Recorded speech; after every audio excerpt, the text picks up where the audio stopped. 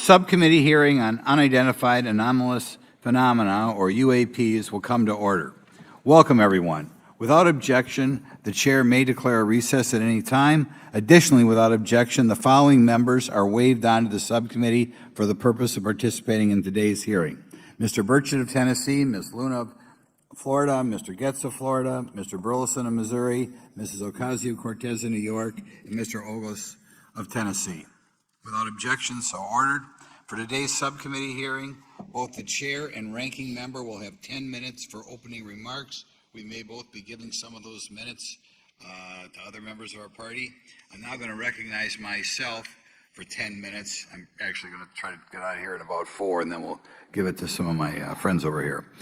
Good morning and welcome to the most exciting subcommittee in Congress this week, the Subcommittee on National Security, the Border, and Foreign Affairs, for discussion of unidentified anomalous phenomenon. I'd like to thank the brave military pilots and personnel, such as the witnesses on the panel today, for sharing their stories on how they've engaged UAPs, which has brought attention to this matter. Curiosity and speculation from all walks of life have generated interest in studying what UAPs are and what threats they may pose. I will say that when I was younger in school, I read a book, a 1966 book called Flying Saucers, Serious Business, and for a while, when I was a little bit younger, I thought it was the most important issue out there. The lack of a transparency regarding UAPs, which was one of the themes of that book,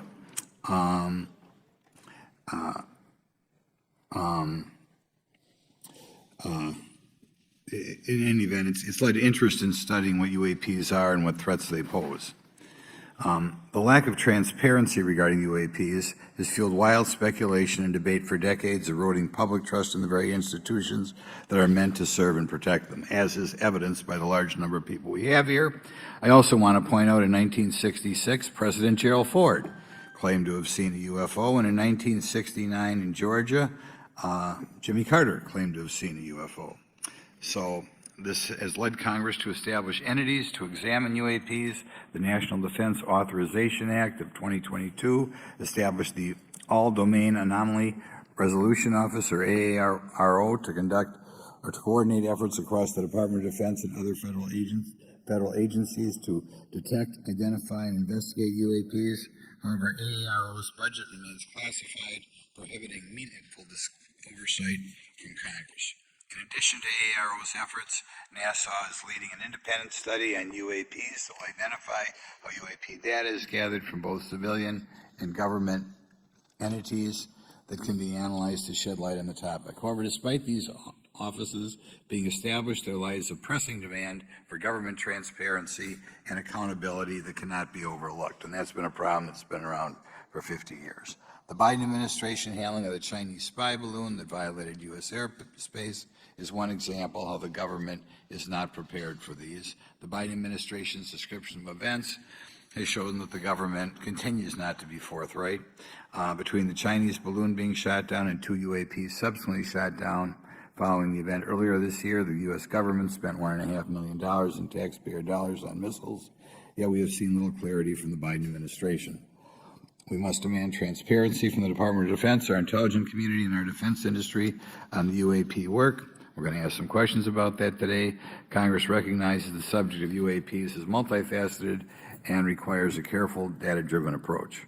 Today, we'll see clarity from these witnesses' testimonies, or we'll see clarity as to what can be done to improve reporting for military and civilians and remain committed to objective inquiry.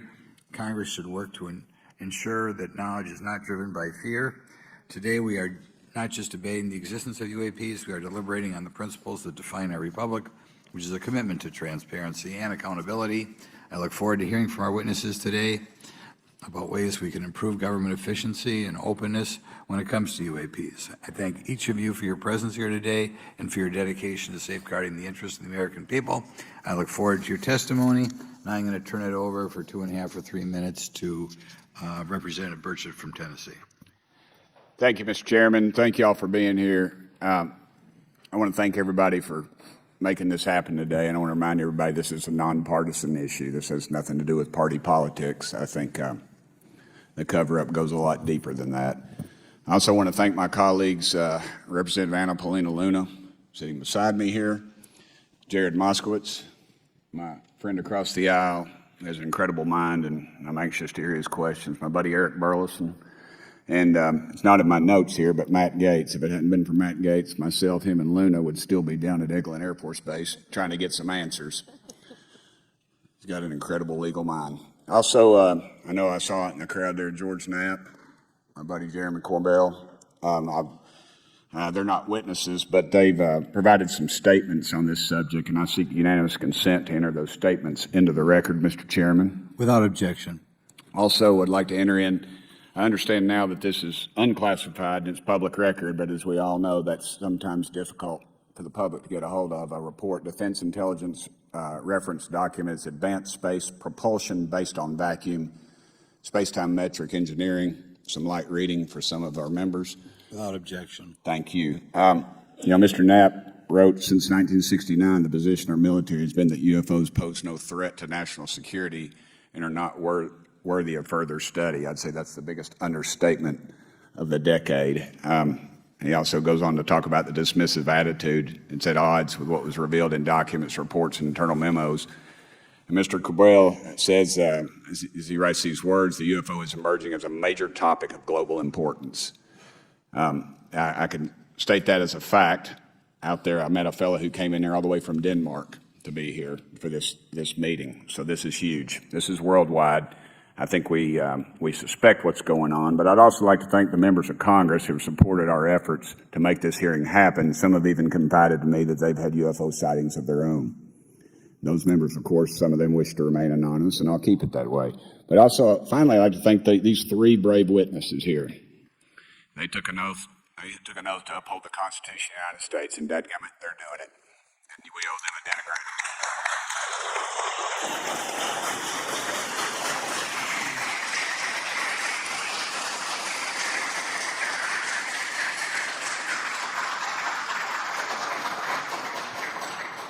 Y'all quit clapping. You're cutting in on my time. Just kidding. These folks, they've got nothing to gain from this, and I think you're going to find out that they've endured quite a few slings and arrows. We need to remember them in our prayers and their families. And I'm thankful to them for their honest testimonies. They have done interviews and appeared in documentaries like Accidental Truth to get their stories out there, and now they are all here to testify under oath for Congress.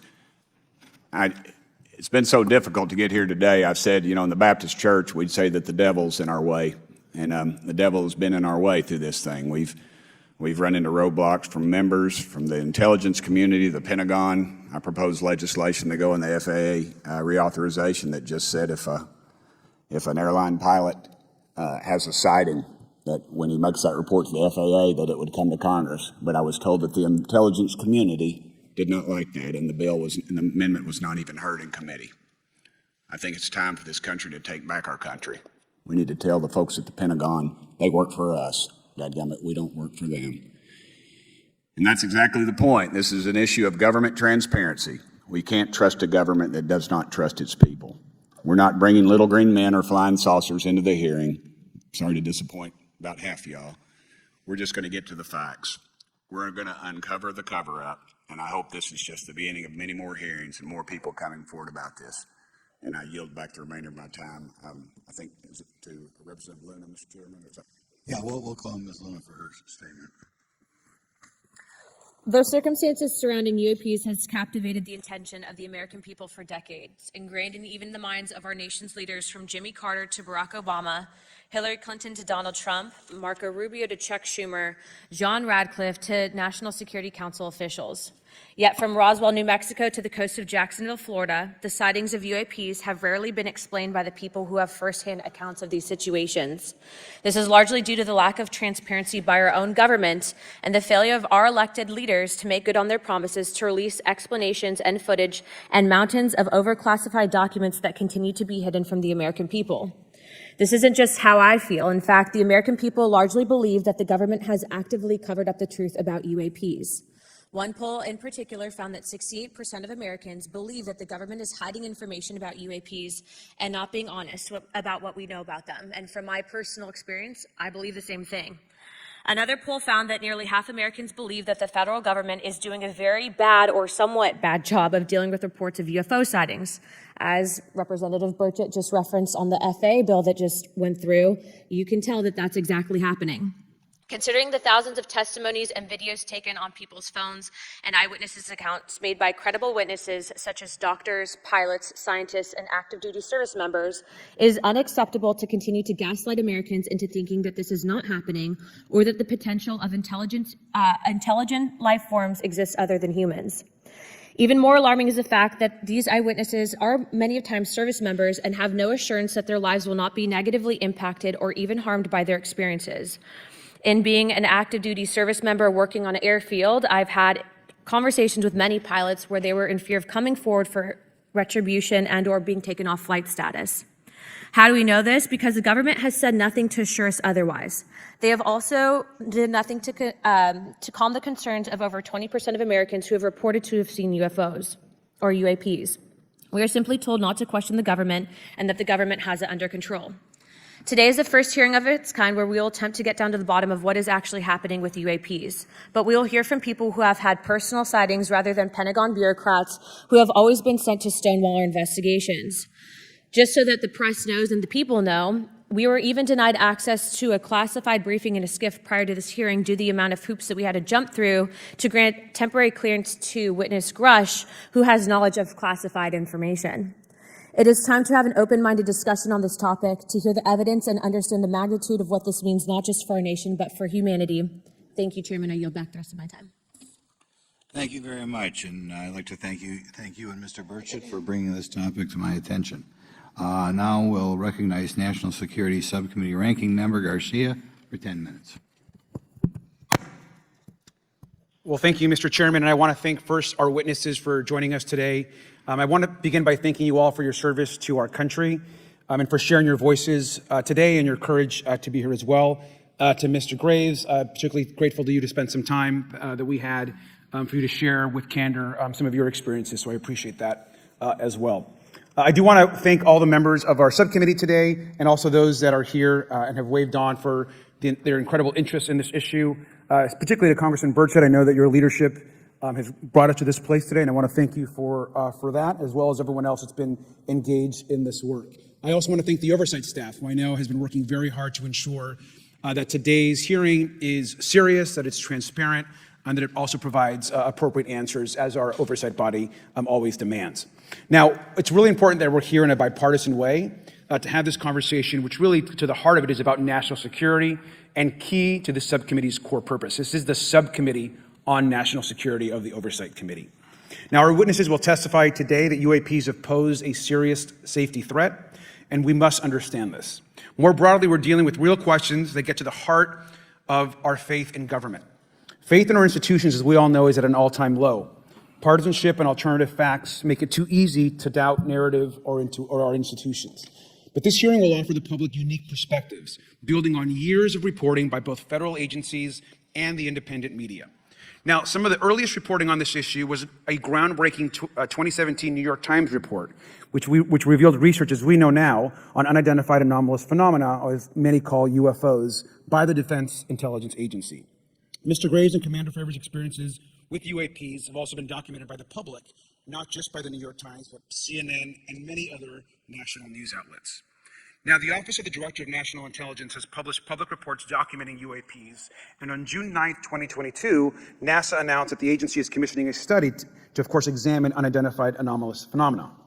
Now, the sheer number of reports, whistleblowers, and stories of unidentified anomalous phenomena should raise real questions and warrant investigation and oversight, and that's why we are here today.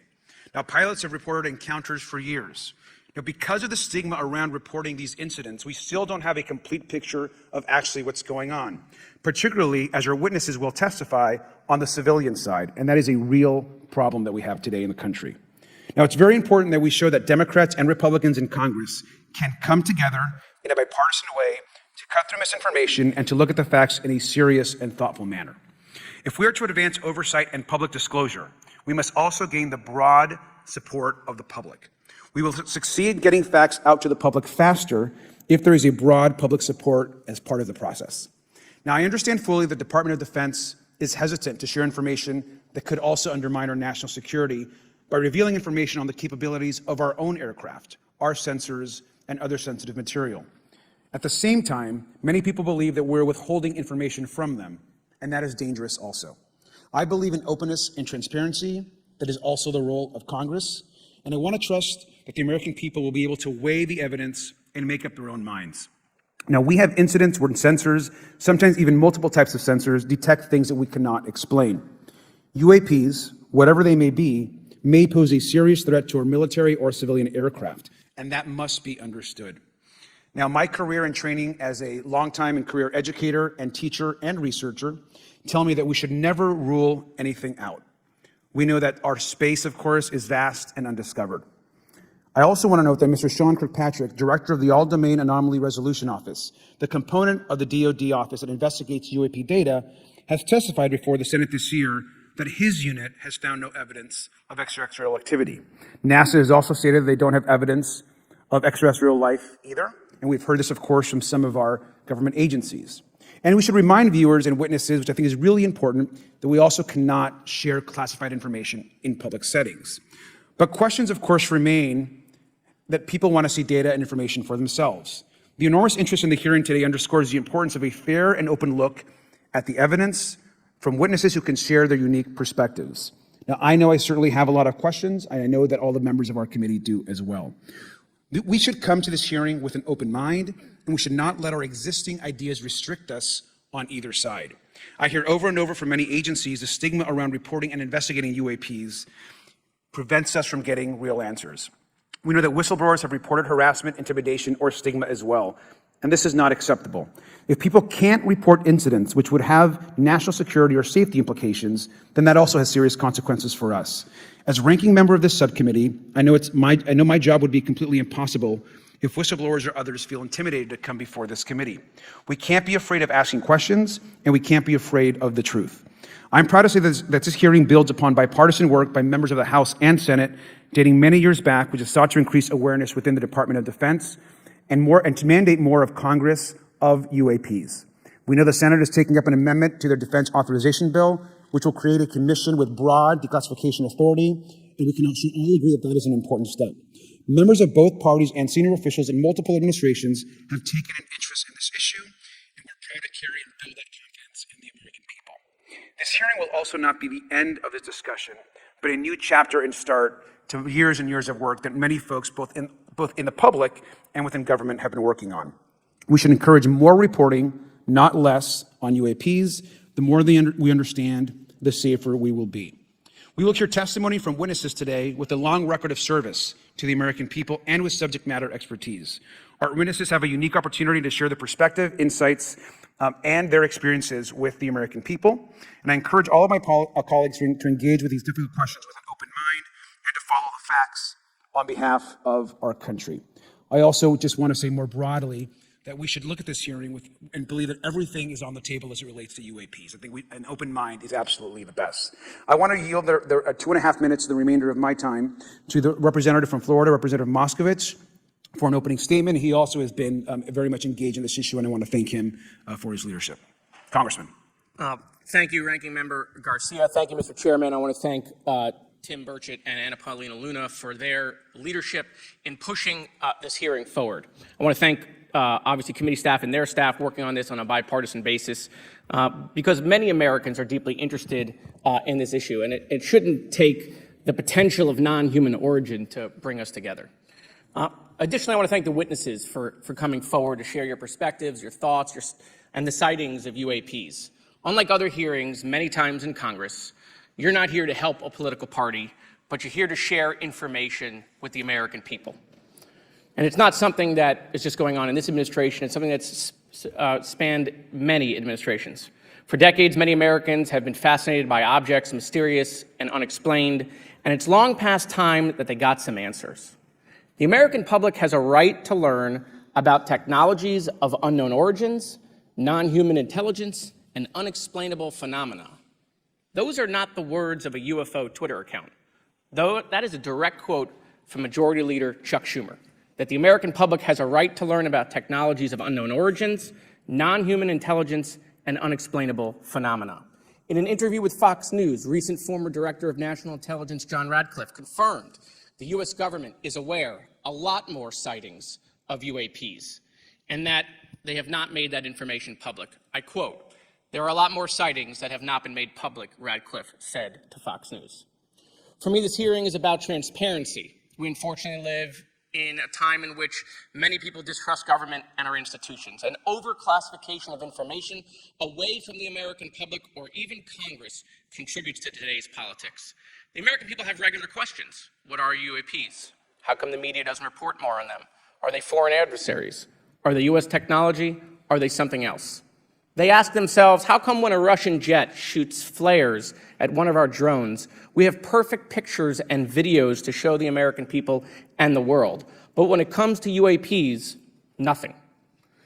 Of course, we must always protect our national security to maintain our superiority, like when stealth helicopters were only rumored to exist, but were used in the Osama bin Laden raid in 2011. But we can't allow that to be used as a shield to keep the American people completely in the dark from basic truths. The American people deserve to hear more about special access programs. Congress has a right to know if there's any unsanctioned weapons development, satellite imagery that has not been provided to Congress. Congress created the All-Domain Resolution Office in the NDAA of 2022. In its initial analysis, there are 171 uncharacterized UAP reports, and this is the words from the report, that appear to have demonstrated unusual flight characteristics or performance capabilities. I believe more information is known about the 171 instances. It's time for Congress to reinsert ourselves. I call on our military leaders and intelligence officials to release more information to the American people about UAPs.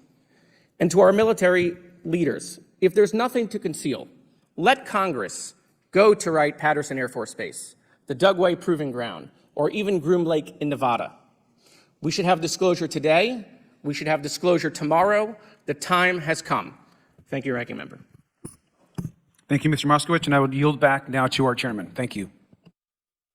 Right, now I'd like to introduce our witnesses. Our first witness is Lieutenant Ryan Graves. He's the Executive Director of Americans for Safe Aerospace. Lieutenant Graves is also a former U.S. Navy F-18 pilot with his own UAP experience. The next witness, David Grusch, is a former Senior Intelligence Officer with the National Geospatial-Intelligence Agency and was a Senior Technical Advisor for UAP issues. And finally, retired Navy Commander David Fravor, squadron leader who worked as a naval aviator for 18 years. Mr. Fravor has his own UAP experience known as the TikTok event. I look forward to hearing from all three of you today. Pursuant to Committee Rule 9G, the witnesses will please stand and raise their right hands. Do you solemnly swear or affirm that the testimony you are about to give is the truth, the whole truth, and nothing but the truth, so help you God? Let the record show that all the witnesses answered in the affirmative. You may be seated. We appreciate you all being here today and look forward to your testimony. I'll remind the witnesses that we have read your written statements and they will appear in full in the hearing record. Please try to limit your oral statements to 5 minutes. As a reminder, please press the button on the microphone in front of you so that it's on and the members can hear you. When you begin to speak, the light in front of you will turn green. After 4 minutes, it'll turn yellow, and the red light, when that comes on, it tells you your 5 minutes have expired. I'll now recognize Mr. Graves for 5 minutes for your opening statement. Thank you. Chairman Grothman, Ranking Member Garcia, distinguished members of the House Oversight Subcommittee on National Security, Representatives Burchett and Luna. My name is Ryan Fobbs Graves, and I am a former F-18 pilot with a decade of service in the U.S. Navy, including 2 deployments in Operation Enduring Freedom and Operation Inherent Resolve. I have experienced advanced UAP firsthand, and I'm here to voice the concerns of more than 30 commercial aircrew and military veterans who have confided their similar encounters with me. Today, I would like to highlight 3 critical issues that demand our action. As we convene here, UAP are in our airspace, but they are grossly underreported. These sightings are not rare or isolated, they are routine. Military aircrew and commercial pilots, trained observers whose lives depend on accurate identification, are frequently witnessing these phenomena. The stigma attached to UAP is real and powerful and challenges national security. It silences commercial pilots who fear professional repercussions, discourages witnesses, and is only compounded by recent government claims questioning the credibility of eyewitness testimony. Parts of our government are aware of more about UAP than they let on, but excessive classification practices keep crucial information hidden. Since 2021, all UAP videos are classified as secret or above. This level of secrecy not only impedes our understanding, but fuels speculation and mistrust. In 2014, I was an F-18 Foxtrot pilot in the Navy Fighter Attack Squadron 11, the Red Rippers, and I was stationed at NAS Oceana in Virginia Beach. After upgrades were made to our jet's radar systems, we began detecting unknown objects operating in our airspace. At first, we assumed they were radar errors, but soon we began to correlate the radar tracks with multiple onboard sensors, including infrared systems, eventually through visual ID.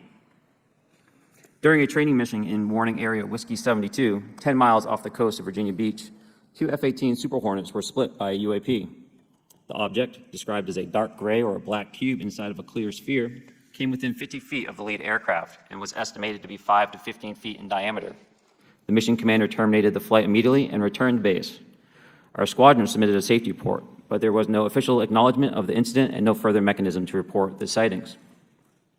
Soon, these encounters became so frequent that aircrew would discuss the risk of UAP as part of their regular pre-flight briefs.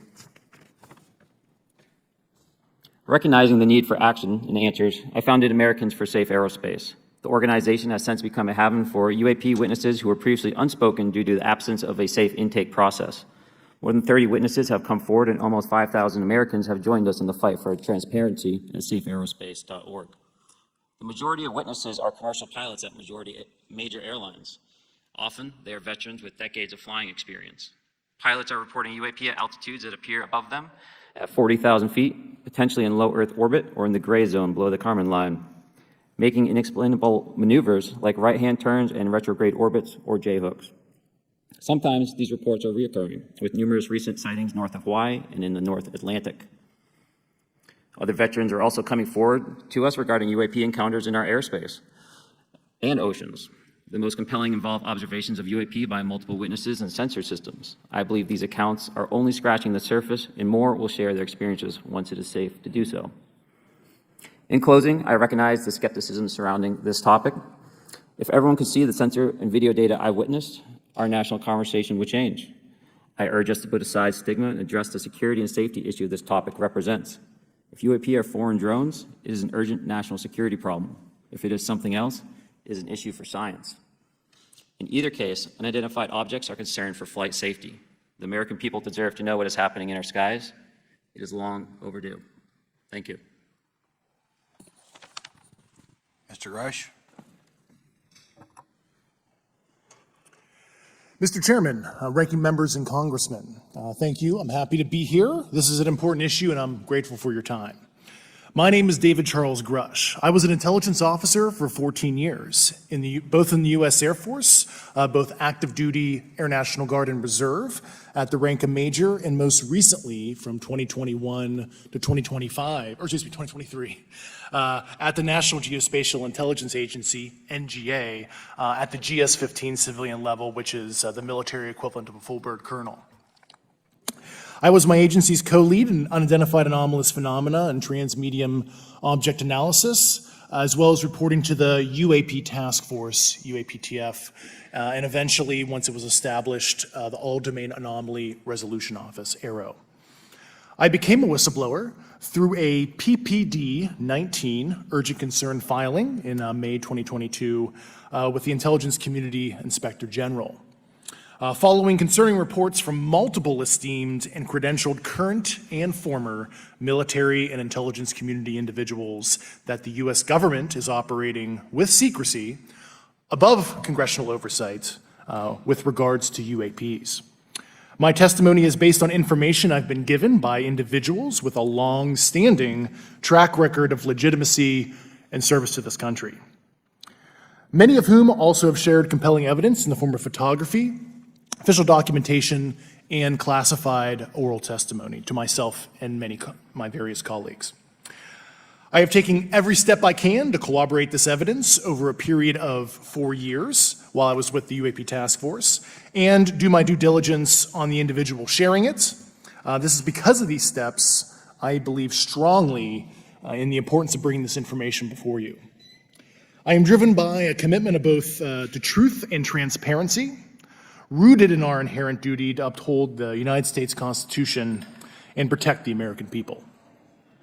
I'm asking Congress to hold our government to this standard and thoroughly investigate these claims. But as I stand here under oath now, I am speaking to the facts as I've been told them. In the U.S. Air Force, in my National Reconnaissance Office, NRO, reservist capacity, I was a member of the UAP task force from 2019 to 2021. I served at the NRO Operations Center on the Director's briefing staff, which included the coordination of the Presidential Daily Brief and supporting variety of contingency operations, which I was the Reserve Intelligence Division Chief backup. In 2019, the UAP Task Force Director asked me to identify all special access programs and controlled access programs, also known as SAPs and CAPs, we needed to satisfy our congressionally mandated mission, and we were direct report at the time to the DepSecDef. At the time, due to my extensive executive level intelligence support duties, I was cleared to literally all relevant compartments and in a position of extreme trust, both in my military and civilian capacities. I was informed in the course of my official duties of a multi-decade UAP crash retrieval and reverse engineering program, to which I was denied access to those additional read-ons when I requested it. I made the decision, based on the data I collected, to report this information to my superiors and multiple inspectors general, and in effect becoming a whistleblower. As you know, I've suffered retaliation for my decision, but I am hopeful that my actions will ultimately lead to a positive outcome of increased transparency. Thank you, and I'm happy to answer your questions. Thank you. Commander Fravor? Thank you. Thank you, Mr. Chairman, Congressmen, Congresswomen. I want to first thank you for the invitation to speak to the committee on the UAP topic that has been in the news for the past 6 years and seems to be continuing to gain momentum. As you know, my name is David Fravor. I'm a retired commander in the United States Navy. In 2004, I was a commanding officer of Strike Fighter Squadron 41, the world-famous Black Aces. We were attached to Carrier Wing 11, stationed on board the USS Nimitz, and had begun a 2-month workup cycle off the coast of California. On this day, we were scheduled for a 2v2 air-to-air training with the USS Princeton as our control. When we launched off Nimitz, my wingman was joining up. We were told that the training was going to be suspended and we were going to proceed with real-world tasking. As we proceeded to the west, the air controller was counting down the range to an object that we were going to, and we were unaware of what we were going to see when we arrived. The controller had told us that these objects had been observed for over 2 weeks, coming down from over 80,000 feet, rapidly descending to 20,000 feet, hanging out for hours, and then going straight back up. For those who don't realize, above 80,000 feet is space. We arrived at the location at approximately 20,000 feet, and the controller called merge plot, which means that our radar blip was now in the same resolution cell as the contact. As we looked around, we noticed that we saw some whitewater off our right side. It's important to note that the weather on this day was as close to perfect as you could ask for off the coast of San Diego. Clear skies, light winds, calm seas, no whitecaps from waves. So the whitewater stood out in a large blue ocean. All 4 of us, because we were in F-18Fs, so we had pilots and Wizzo in the back seat, looked down saw a white tic-tac object with a longitudinal axis pointing north-south and moving very abruptly over the water like a ping-pong ball. There were no rotors, no rotor wash, or any sign of visible control surfaces like wings. As we started clockwise towards the object, my Wizzo and I decided to go down and take a closer look with the other aircraft staying in high cover to observe both us and the tic-tac.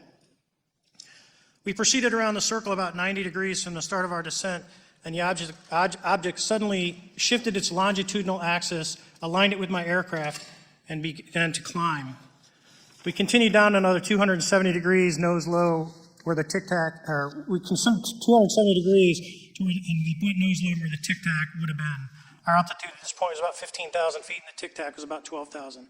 As we pulled nose onto the object, within about a half mile of it, it rapidly accelerated in front of us and disappeared. Our wingman, roughly 8,000 feet above us, lost contact also. We immediately turned back to see where the whitewater was at, and it was gone also. So as we started to turn back towards the east, the controller came up and said, "Sir, you're not going to believe this, but that thing is at your cap point, roughly 60 miles away in less than a minute." You can calculate the speed. We returned to Nimitz. We were taking off our gear. We were talking to one of my crews who was getting ready to launch. We mentioned it to him, and they went out and luckily got the video that you see, that 90-second video. What you don't see is the radar tape that was never released, and we don't know where it's at, of the active jamming that the object put on an APG-73 radar, and I can get into modes later if you're interested. What is shocking to us is that the incident was never investigated. None of my crew were ever questioned. Tapes were never taken, and after a couple days, it turned into a great story with friends. It wasn't until 2009 until Jay Stratton had contacted me to investigate. Unbeknownst to all, he was part of the ATIP program in the Pentagon led by Lou Elizondo.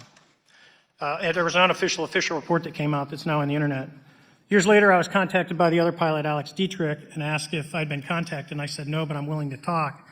I was contacted by Mr. Elizondo, and we talked for a short period of time, and he said we'd be in contact. A few weeks after that, I was made aware that Lou had left the Pentagon in protest and joined forces with Tom DeLonge, Chris Mellon, Steve Justice, and others to form Two Stars Academy, an organization that pressed the issue with leading industry experts and U.S. government officials. They worked with Leslie Kean, who is present today, Ralph Blumenthal, and Helene Cooper to publish the articles in the New York Times 2017 New York Times, and it removed the stigma on the topic of UFOs, which is why we're here today. Those articles opened the door for the government and public that cannot be closed. It has led to an interest from our elected officials who are not focused on little green men, but figuring out who these craft are, where are they from, the technology they possess, how do they operate. It also led to the Whistleblower Protection Act and the NDAA. There are multiple witnesses coming forward to say that have firsthand knowledge, and Mr. Grusch just covered that. What concerns me is that there's no oversight from our elected officials on anything associated with our government processing or working on craft. Believe it or not, from this world. This issue is not a full public disclosure that can undermine national security. It is about ensuring that our system of checks and balances works across all work done in the government using taxpayer funds. Relative to government programs, even unacknowledged web programs, have some level of oversight by the appropriate committee members in the House and Senate. And this work that is said to be occurring from whistleblower testimonies should not be exempt. In closing, I would like to say that the Tic Tac object we engaged in 2004 was far superior to anything that we had on time, have today, or are looking to develop in the next 10 years. If we in fact have programs that possess this technology, it needs to have oversight from those people that the citizens of this great country elected in office to represent what is best for the United States and best for the citizens. I thank you for your time. Thank you very much. Thank you very much. I know it's very difficult for all of you, all you've done in the past to try to illuminate this issue. Call on myself first for some questions. I'm going to start with Mr. Graves. Are pilots that you interact with as part of your organization, do you feel adequately trained and briefed on how to handle encounters with UAPs? No. Right now, military witnesses to UAP have limited options for reporting UAP. But more concerning is that commercial aviation sector has not adapted to the lessons that the military has implemented. The military and Department of Defense has stated that UAP represent a critical aviation safety risk.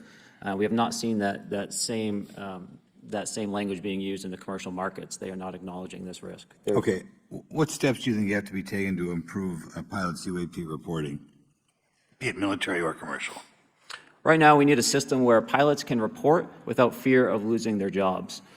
There is a fear that the stigma associated with this topic is going to lead to professional repercussions, either through management or perhaps through their yearly physical check.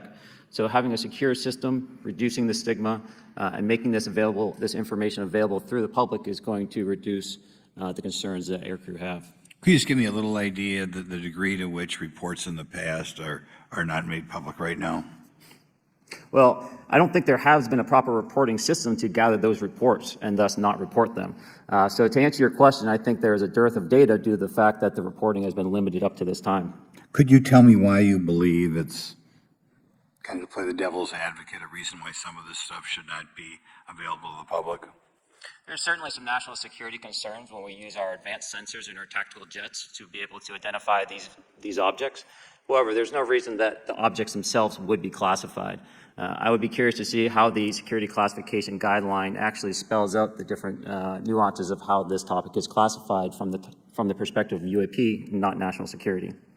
I'll give you a follow-up on that. Assuming that there are reasons why not all this should be made public, this has been around for a long period of time. Can any of the three of you think of any reason why anything related to UAPs, say 15 years and back, should not be immediately made public? I think one of it is acknowledging a vulnerability, both from a collection and I'll just say a countermeasure perspective. So it's that we haven't cracked for many years. Yeah. Even say 20 years back. Is there any reason why when you go back that far things shouldn't be made public? Unless it shows a specific national security vulnerability as it relates to a weakness in a particular defense system. Okay, Mr. Fravor, the TikTok incident that you were engaged occurred in 2004. What kind of reporting took place after that incident? None. We had a standard debrief where the backseaters went down to our carrier intel center and briefed what had happened, and that was it. No one else talked to us, and I was in the top 20 in the battle group. No one came. The captain was aware, the admiral was aware, nothing was done. Your commanding officers provide any sort of justification? No, because I was the commanding officer of the Okay. squadron, so no. Was this incident the only UAP event that you encountered while you were a pilot? Yes, it was. Okay. This is for any one of you. Based off of each of your experiences and observations, do you believe UAPs pose a potential threat to our national security? Yes, and here's why. The technology that we faced was far superior than anything that we had, and you could put that anywhere. If you had one, you captured one, you reverse engineered it, you got it to work, you're talking something that can go into space, go someplace, drop down in a matter of seconds, do whatever it wants, and leave, and there's nothing we can do about it. Nothing. Okay. You two? Well, I would also like to add, from a commercial aviation and military aviation perspective, we deal with uncertainty in our operating space as a matter of our professional actions. Identifying friend from foe is very important to us. And so when we have unidentified targets and we continue to ignore those due to a stigma or a fear of what it could be, that's an opening that our adversaries can take advantage of. What steps should be taken to better understand and respond to UAP encounters in the interest of national security? There needs to be a location where this information is centralized for processing, and there needs to be a two-way communication loop so that operators on the front end have a feedback and can get best practices on how to process information, what to do, and to ensure that their reporting is being listened to. Right now, there's not a lot of back and forth. Mr. Grusch, in your complaint to the Intelligence Community Inspector General, you claim that you believe information is being hidden. What kind of information do you think was hidden, and do you think it should remain hidden? Yes, I can speak to that very briefly in an unclassified manner. As you know, the preponderance of my complaint was classified to the intelligence communities. Both material acquisition and exploitation activity, also baselining the UAPs but not sharing it with, intelligence professionals that are actually doing step briefs to pilots, that kind of information. Yeah. Okay. Thank you very much. Now we'll go to Mr. Garcia. Thank you. Again, thank you all for your service and for testifying today. Want to just talk about the UAPs as it relates to what we're seeing in the pilots' interaction with UAPs. Particularly, Mr. Graves, one of the, I think, concerns that for members of this committee is this idea that pilots, there's no system to actually report UAPs and the stigma around pilots. And so can you just briefly, you mentioned that you're working with 30 pilots right now that have had encounters with UAPs, but you've also, I believe, discussed and know of many more pilots. This is just those that you're currently working with. Is that correct? Can you expand on that? Certainly. I'll break that down in two ways. First, when we were first experiencing these objects off the eastern seaboard in the 2014 to 2015 time period, anyone that had upgraded their radar systems were seeing these objects. So there was a large number of my colleagues that were detecting these objects off the eastern seaboard. They were further correlating that information with the other onboard sensors, and many of them also had their own eye sightings as well of these objects. Now, that was our personal firsthand experience at the time. Since then, as I've engaged this topic, others have reached out to me to share their experiences, both on the military side as well as the commercial aviation side. On the military aviation side, veterans that have recently got out have shared their stories and have expressed how the objects we were seeing in 2014, 2015 continued all the way to 2019, 2020, and beyond.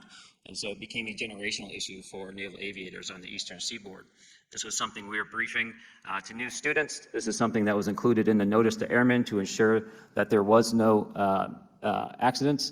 And now with commercial aviators, they are reaching out because they're having somewhat similar experiences as our military brothers and sisters, but they do not have any reporting system that they can send this to. And let me just add, both to Mr. Fravor as well as Mr. Graves, not having the system for reporting, would you both agree that it's harmful to not just our national security interests, but to understand this phenomenon of what's happening with UAPs?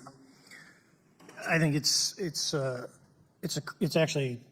travesty that we don't have a system to correlate this and actually investigate. So if you took the East Coast, there's coastal radars out there that monitor our air defense identification zone, so out to 200 miles. They can track these, so when you see them, they could actually go and pull that data and get maneuvering. And instead of just having the airplanes, there's other data sources out there. And I've talked to other government officials on this. So you need a centrally located repository that these reports go to. So if you just stuck it in DOD, you wouldn't get anything out of the Intelligence Committee because they have a tendency to not to talk. But if you had a central location where these reports would come in, not just military, but also commercial aviation, because there's a lot of that going on, especially if you talk to anyone that flies from here to Hawaii, over the Pacific, they see odd lights. So I think you need to develop something that allows you a central point to collect the data in order to investigate. Mr. Graves? I would concur with everything Mr. Fravor said. I'll continue to say that the commercial pilots that have reached out to me through Americans for Safe Aerospace are doing so because they don't feel there's another way for them to report this safety issue. And I think one of the clear outcomes of this hearing already is that there has to be a safe and transparent reporting process for pilots, both on the commercial side and the military side, to be able to report UAPs in a way that's also transparent, but also understands the scope of our national security interests and what may be classified or not. But I think there has to be some sort of system. And so that's something that I hope can be an outcome that this committee can work on. Is there anything else for the two of you briefly beyond this reporting system that you think that we can do as a government to encourage and facilitate more civilian reporting? We're doing it right now. Okay, I great. think this hearing is going to show the American people that their government takes this topic seriously. And how about civilians that may not be pilots? What kind of process can be in place for civilians who are not pilots, who may have UAP encounters? Do either of you have any suggestions that could facilitate that? My recommendations would be to make that a sensor-centric operation in order to make it as objective as possible. Okay. Sir, Mr. Fravor? No, I agree with Mr. Graves on that. Okay. Just briefly, I also just want to note, particularly for the two pilots, and I have a question for Mr. Grusch. One of the things that I found fascinating in our discussion, Mr. Graves, last night as well, is that you both described UAPs and formations and the way they are observed in space or in our air, and the way that they move is essentially ways in which current technology or aircraft that we know of are unable to actually function or move.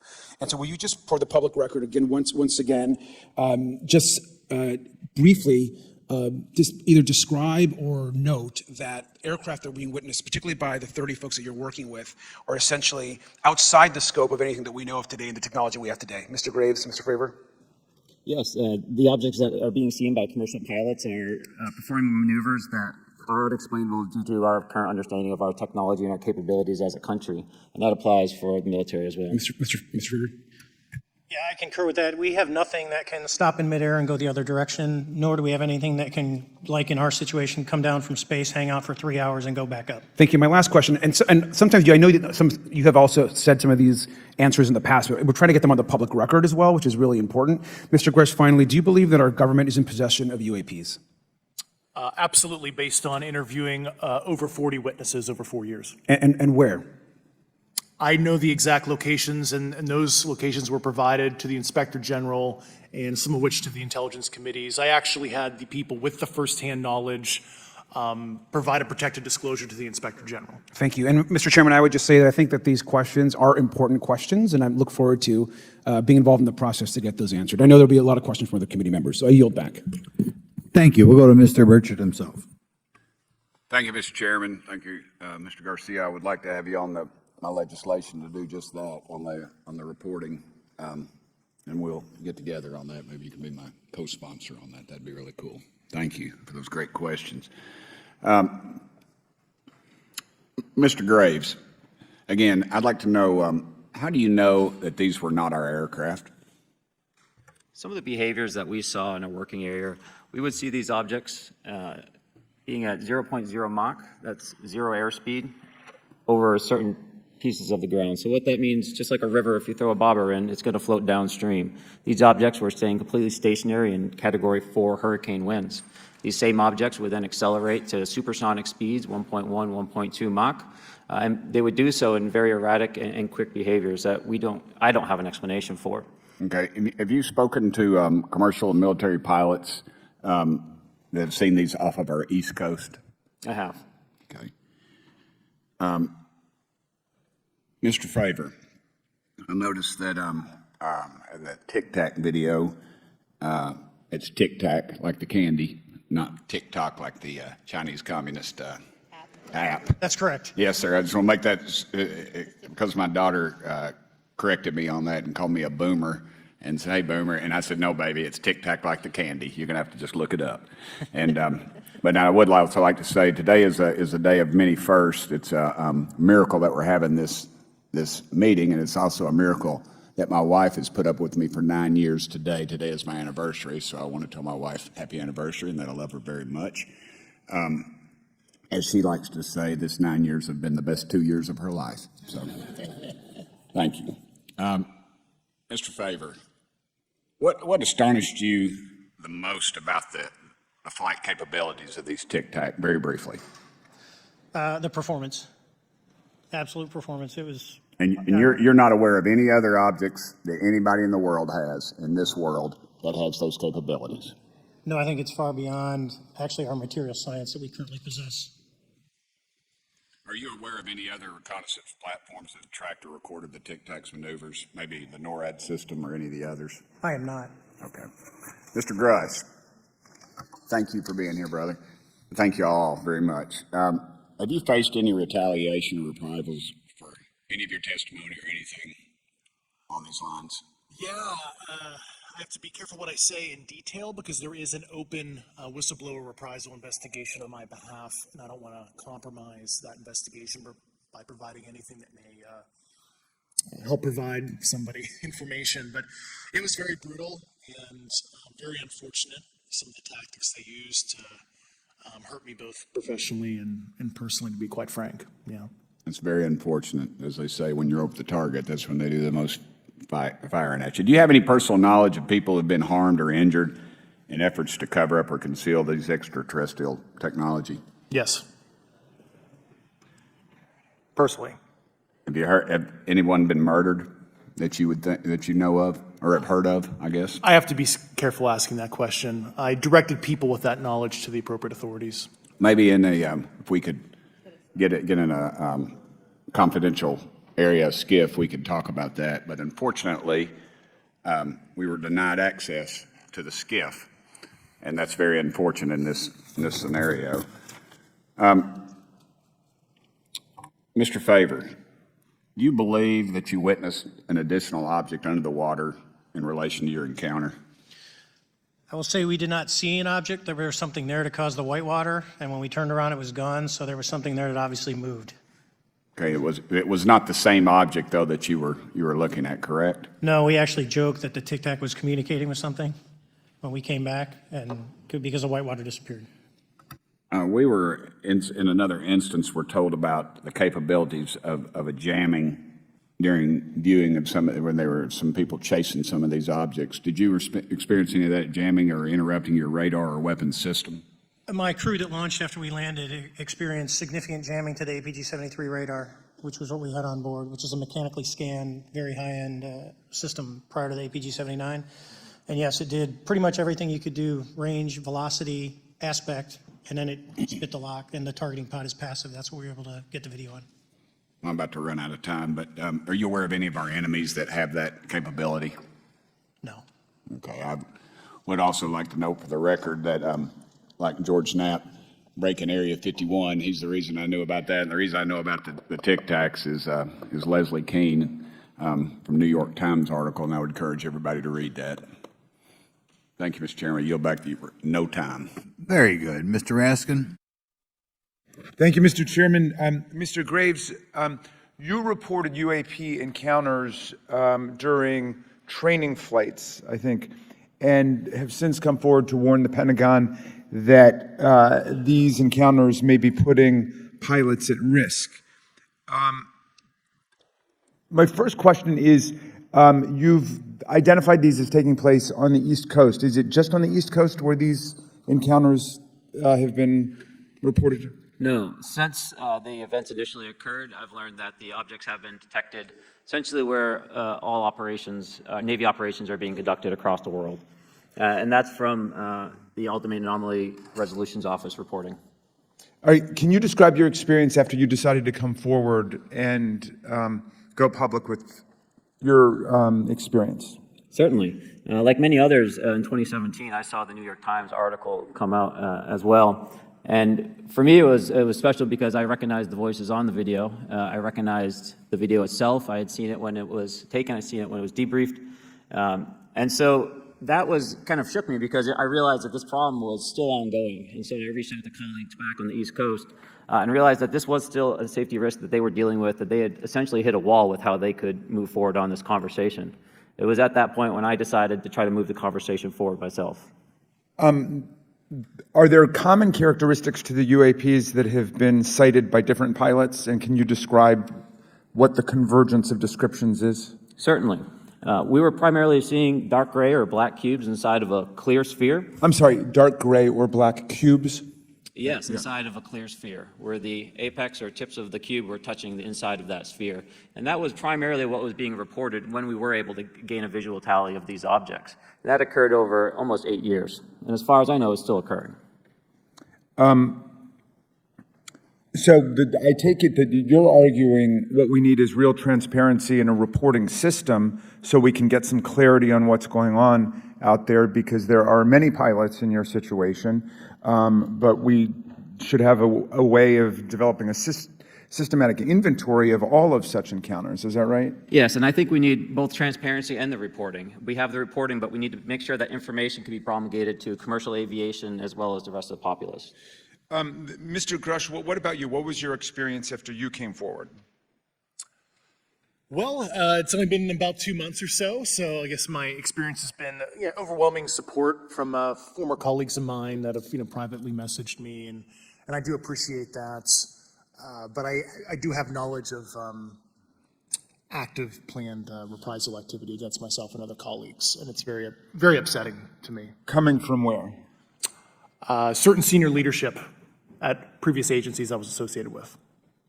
And that's all I'll say publicly, but I can provide more details in a closed environment. Okay.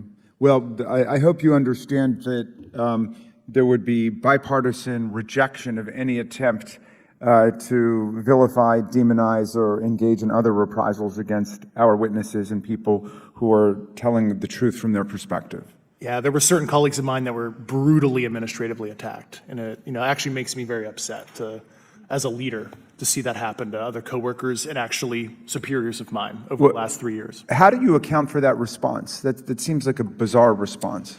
I call it administrative terrorism. That's their quiver, their tool in the toolbox to silence people, especially the career government service cares about their career, cares about their clearance, their reputation to climb the ladder. And when you threaten that career path, a lot of people back off. But I'm here to represent those people. So, Mr. Fravor, what about you? What has your experience been since you've come forward with your perspective on this? Actually, I've been treated very well. And the 6 people that were involved, myself included, all of them have or will be retiring from the military as 05s or 06s. And all my friends that are very senior, 3 and 4 stars, I've talked to them. They believe, they understand there's a problem. But no, I was actually treated really well. And what is your general interpretation of these phenomena, or what is your current thinking of trying to make sense of them? Well, I'll say, I'm not like a UFO fanatic. It's not me. But I will tell you that what we saw with 4 sets of eyes over a 5-minute period, still, there's nothing, we have nothing close to it. It was amazing to see. I told my buddy I wanted to fly it, but yeah, it's just an incredible technology. All right, Mr. Chairman, thank you very much. I'll yield back to you. Thanks. On to Ms. Luna. Mr. Grusch, in speaking to you yesterday, I just wanted to follow up on Representative Raskin's questions. In the last couple of years, have you had incidences that have caused you to be in fear for your life for addressing these issues? yes, personally. Yeah. I just want everyone to note that he's coming forward in fear of his life. To put in perspective, if they were really not scared about this information coming out, why would someone be intimidated like that? To your knowledge, are NHIs working with adversarial foreign governments in either technology exchange programs or back engineering programs? I don't have data on that. I'm not sure. Have you heard or you had people come forward to present that evidence? not that particular evidence that you just espoused. Okay, on the 19th of April, Dr. Kirkpatrick, head of Aero, had said that he did not find any evidence of UAPs. You also stated that you had, in your interview, that you had briefed him on information that you were uncovering, but that he did not follow up with you. Were the items that you divulged to him pertinent to national security? Yes, him and I had a classified conversation in April 2022 before he took over Aero in July 2022, and I provided him some concerns I had. Do you know why he might not have followed up with you? Unfortunately, I cannot read his mind. I wish he did. I was happy to give sage counsel to him on where to look when he took the helm of Aero. Okay, and then my last question for you before I move to Mr. Graves is you received prior approval from the Defense Department to speak on certain issues, correct? Correct, through DOPSR, DoD Pre-Publication and Security Review, and I just want to remind the public, they're just looking from a security perspective. These are my own personal views and opinions, not the department's. Okay, I'm asking that though mainly because I think that there are many people that would like to discredit you. So it does bring a certain amount of credibility to your testimony. I'm required by law to do that as a former intelligence officer, or I go to jail for revealing classified information. Yeah, we don't want you to go to jail. My next question would actually be for Mr. Graves. Can you please explain to me in detail the event that occurred at Vandenberg Air Force Base? Certainly.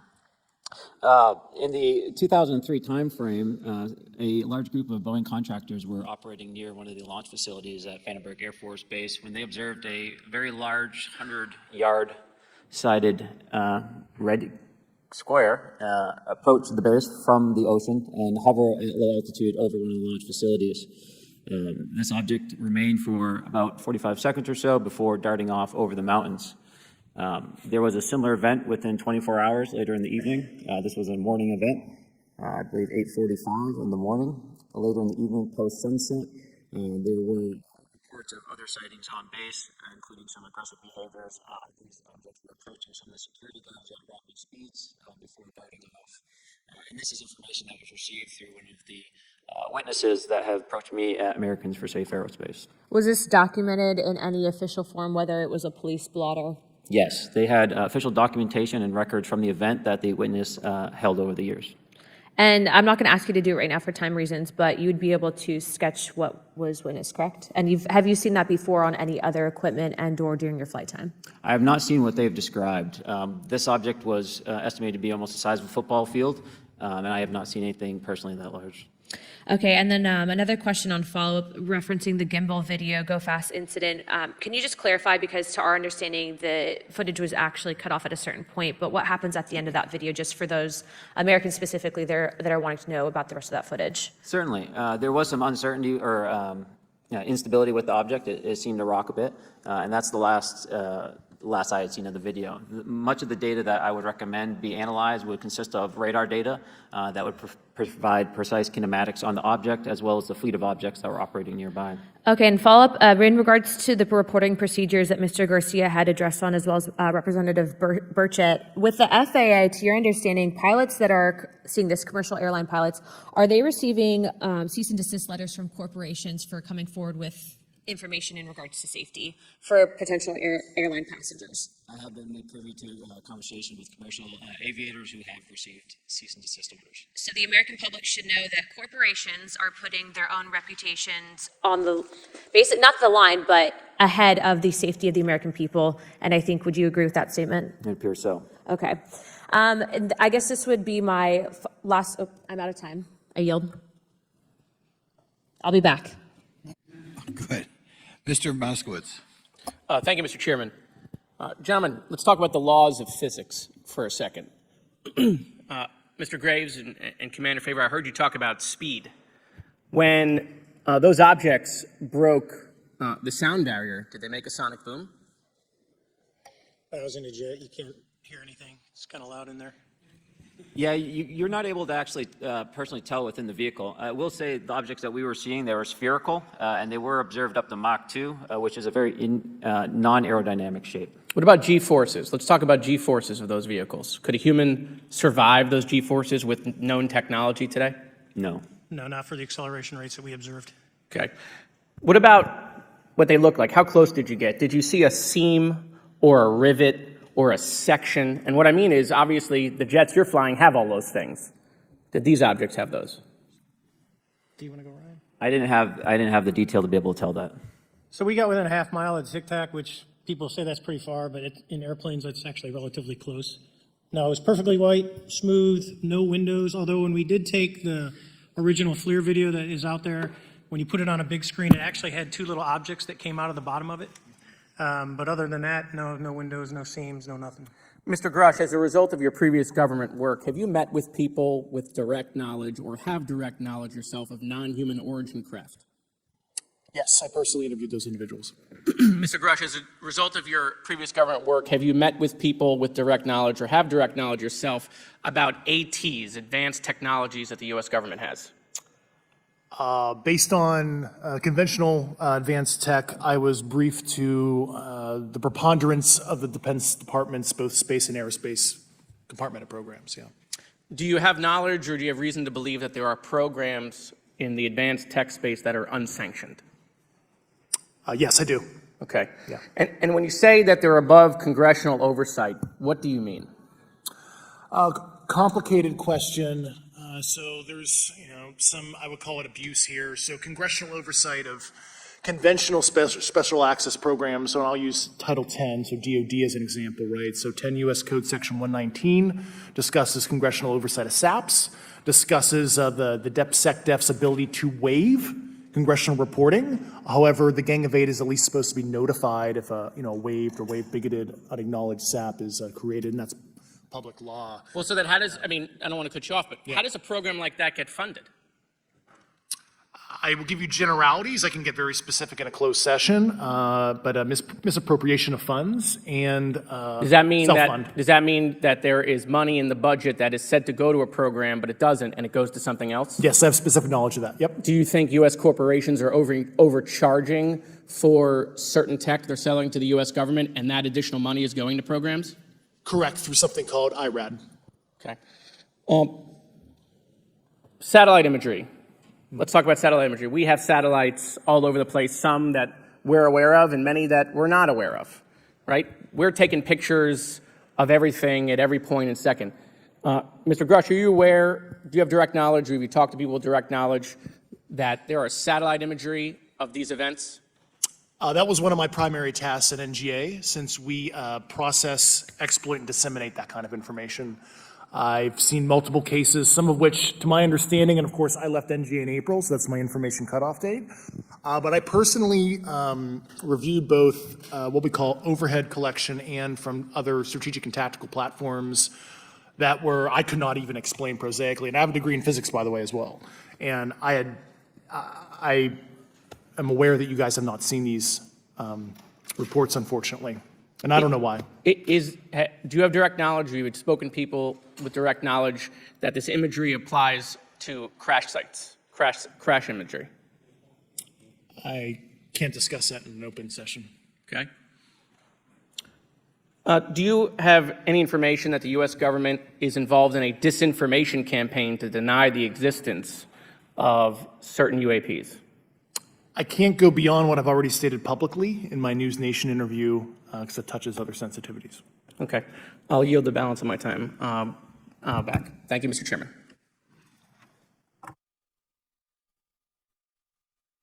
Ms. Fox? Thank you, Mr. Chairman, and I thank our witnesses for being here today. Mr. Grusch, in your sworn testimony, you state that the United States government has retrieved supposedly extraterrestrial spacecraft and other UAP-related artifacts. You go so far as to state that the U.S. is in possession of, quote, non-human spacecraft, end quote, and that some of these artifacts have circulated with defense contractors. Several other former military and intelligence officials have come forward with similar allegations, albeit in non-public settings. However, Dr. Sean Kirkpatrick, the director of AARO, previously testified before Congress that there has been, and I quote, no credible evidence thus far of extraterrestrial activity or of, quote, off-world technology brought to the attention of the office. To your knowledge, is that statement correct? It's not accurate. I believe Dr. Kirkpatrick mentioned he had about 30 individuals that have come to Arrow thus far. A few of those individuals have also come to Arrow that I also interviewed, Okay. and I know what they provided Dr. Kirkpatrick and their team. Okay. I was able to evaluate Okay, that I information. need to go on. Sure. But my understanding that his statement is accurate, came from a direct quote. And this contradiction is a perfect example of why we need to inject transparency into our government. And for another example, look no further than the pitiful response to the Chinese spy balloon debacle earlier this year. You may remember the mass confusion that ensued when the balloon was first spotted over Montana, 4 days after it first entered U.S. airspace over Alaska.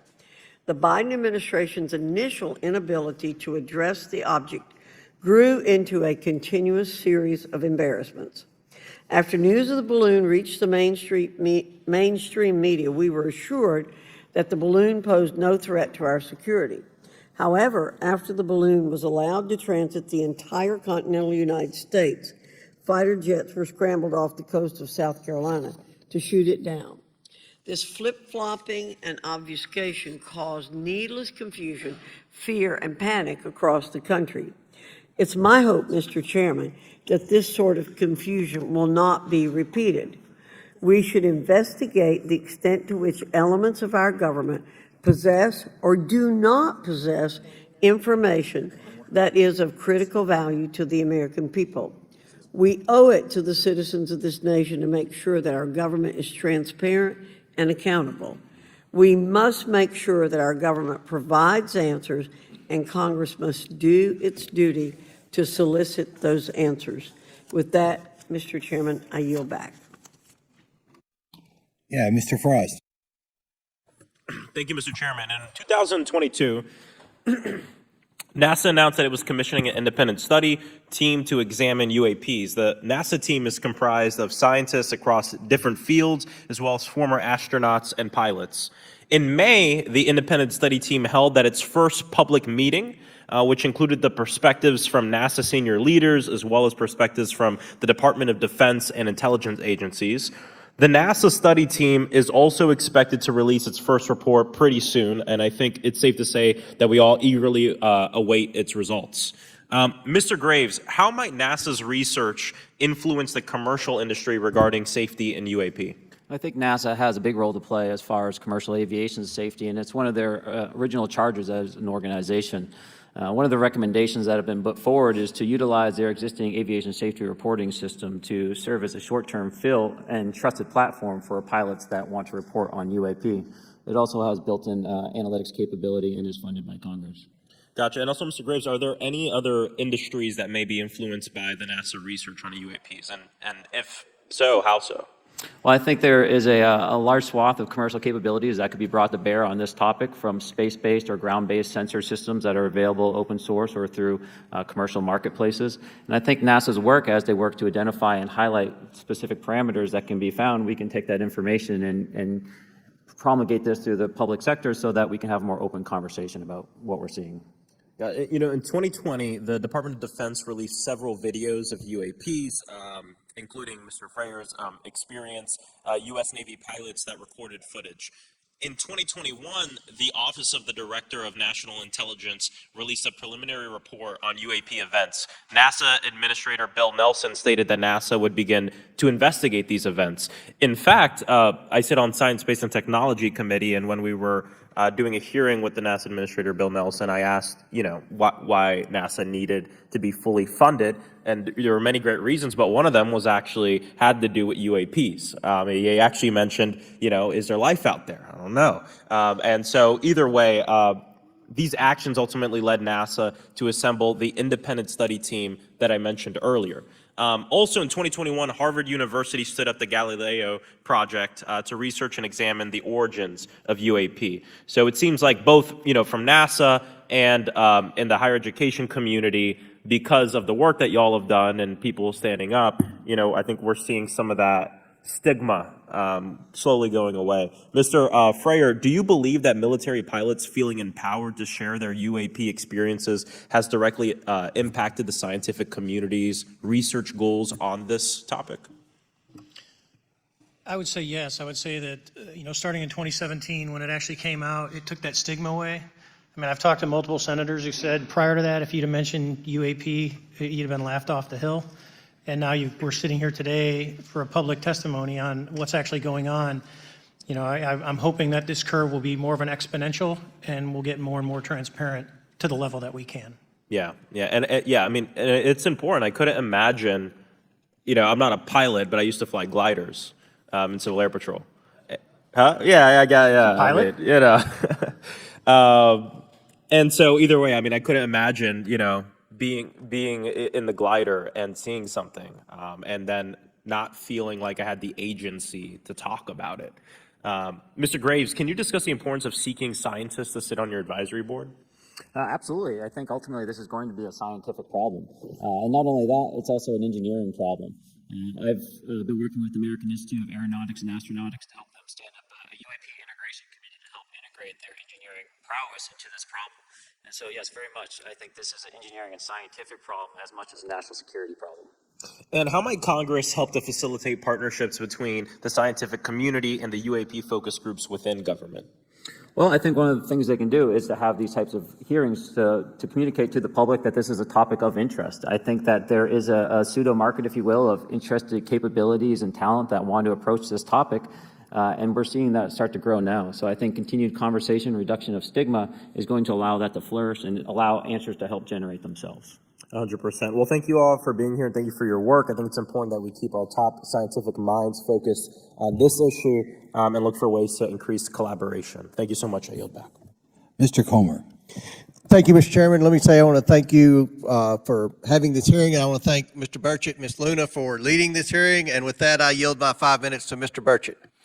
Thank you, Mr. Chairman. I'm going to direct this, I believe, to Mr. Grusch, but if any of you all feel like you need to jump in, just jump right in. We're good. Has the U.S. government become aware of actual evidence of extraterrestrial, otherwise unexplained forms of intelligence? And if so, when do you think this first occurred?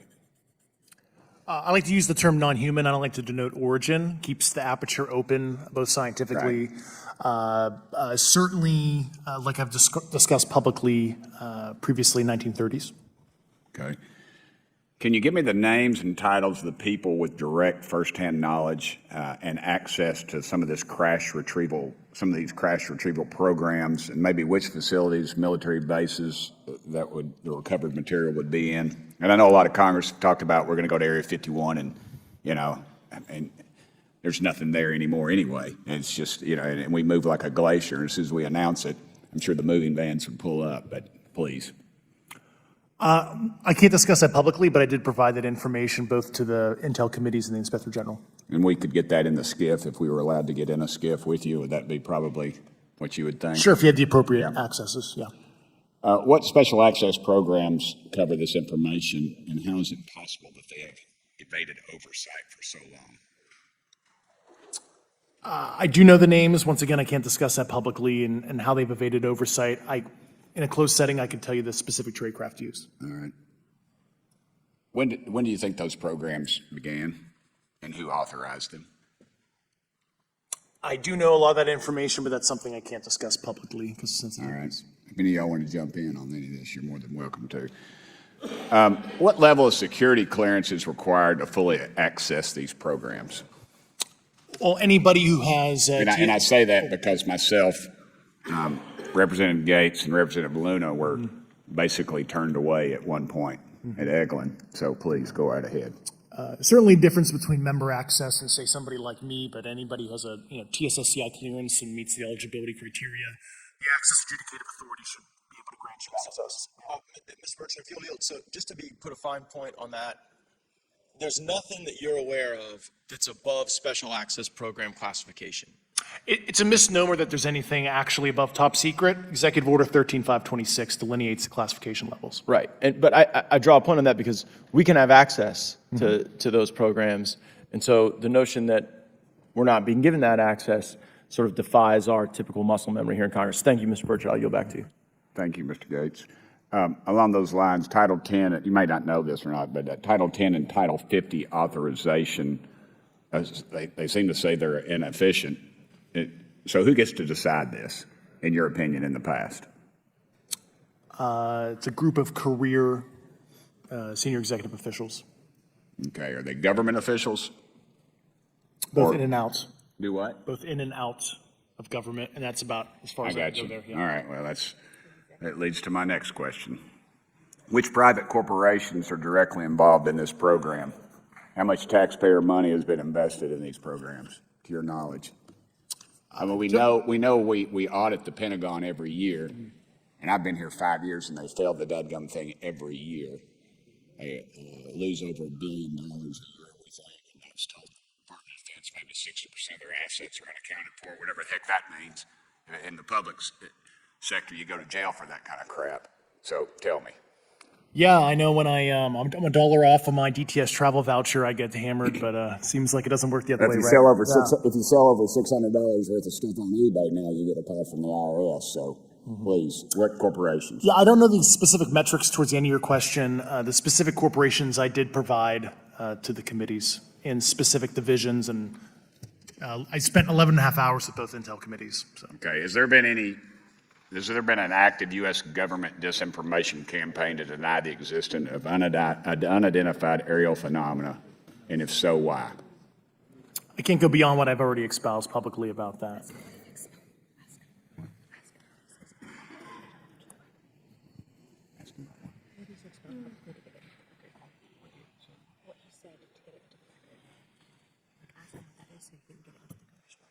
Okay, I've been told to ask you what that is and how to get it in the record. Which What have you stated publicly in your interviews for the congressional record? if you reference my News Nation interview, and I talk about a multi-decade, campaign to disenfranchise public interest, basically. Yeah. Thank I you. apologize, Mr. Chairman. I yield back negative 21 seconds. Thank you. Ms. Ocasio-Cortez? Thank you, Mr. Chairman, and thank you to our witnesses for coming here today. I do concur with the ranking member as well as several other members here on this committee that this is a committee for whistleblowers and for the protection of whistleblowers as well. So we understand what you're putting on the table here and what you're putting on the line here, and we thank you for that. Mr. Grusch, you sat on the Unidentified Anomalous Phenomenon Task Force created in the 2020 NDAA, correct? Yes. There have been some things that have been mentioned here during this hearing that I wanted to pick up on. Mr. Graves, you mentioned specifically during the answers to one of your questions, you named Boeing contractors being engaged in an incident regarding this red cube about a football field wide. I was wondering if you could speak a little bit about the interaction, or Mr. Grusch, either of you, the interactions between defense contractor companies and any UAP-related programs or activities. So I'll just say that the information about the contractor themselves were provided by a witness, and I have no particular detail in that relationship. Mr. Grusch. The kind of general unclass wave tops, certainly the contractors, are the metal benders, so to speak, are the ones actually doing specific performance on government contracts. Are they required to issue any disclosure regarding UAP sightings, or do they engage in any reporting around this? In terms of the contractors, Yes. not that I'm aware of. They do not. Okay. Now, when it comes to notification that you had mentioned about IRAD programs, we have seen defense contractors abuse their contracts before through this committee. I have seen it personally, and I have also seen the notification requirements to Congress abused. I am wondering, one of the loopholes that we see in the law is that there is, at least from my vantage point, is that depending on what we're seeing, is that there are no actual definitions or requirements for notification. What methods of notification did you observe? Like when they say they notified Congress, how did they do that? Do you have insight into that? For certain IRAD activities, I can only think of ones conventional in nature. Sometimes they flow through certain, I'll just say, SAP programs that have cognizant authority over the Air Force or something, and those are congressionally reported compartments, but IRAD is literally internal to the contractor, so as long as it's money, either profits, private investment, et cetera, And they can do whatever they want. To put a finer point on it, when there is a requirement for any agency or company to notify, or any agency to notify Congress, do they contact the chairman of a committee? Do they get them on the phone specifically? Is this through an email to hypothetically a dead email box? A lot of it comes through what they call the PPR, Periodic Program Review Process, if it's a SAP or Controlled Access Program Equity, and then those go to the specific committees, whether it be the SAS, CASC, SE. Thank you. I apologize, I just, my time is limited. Mr. Graves, one of your main concerns is that the FAA currently does not have an official process to receive reports of UAP from pilots or others, correct? Correct. And in your experience, what data should the Aero program prioritize for potential collection? We have, location, date, time, but are there other specific characteristics that should be included in these reports? Certainly. I think that there's two categories that would be important. One would be kinematics and understanding the specifics of how the vehicle or objects are moving. And the second would be a more zoomed out approach of being able to look at origin and destination before the incident, as well as getting a better contextual understanding of how these objects are interacting with each other. Thank you. Now, because I only have a minute left, I apologize, we only have 5 minutes today, but for the record, if you were me, where would you look?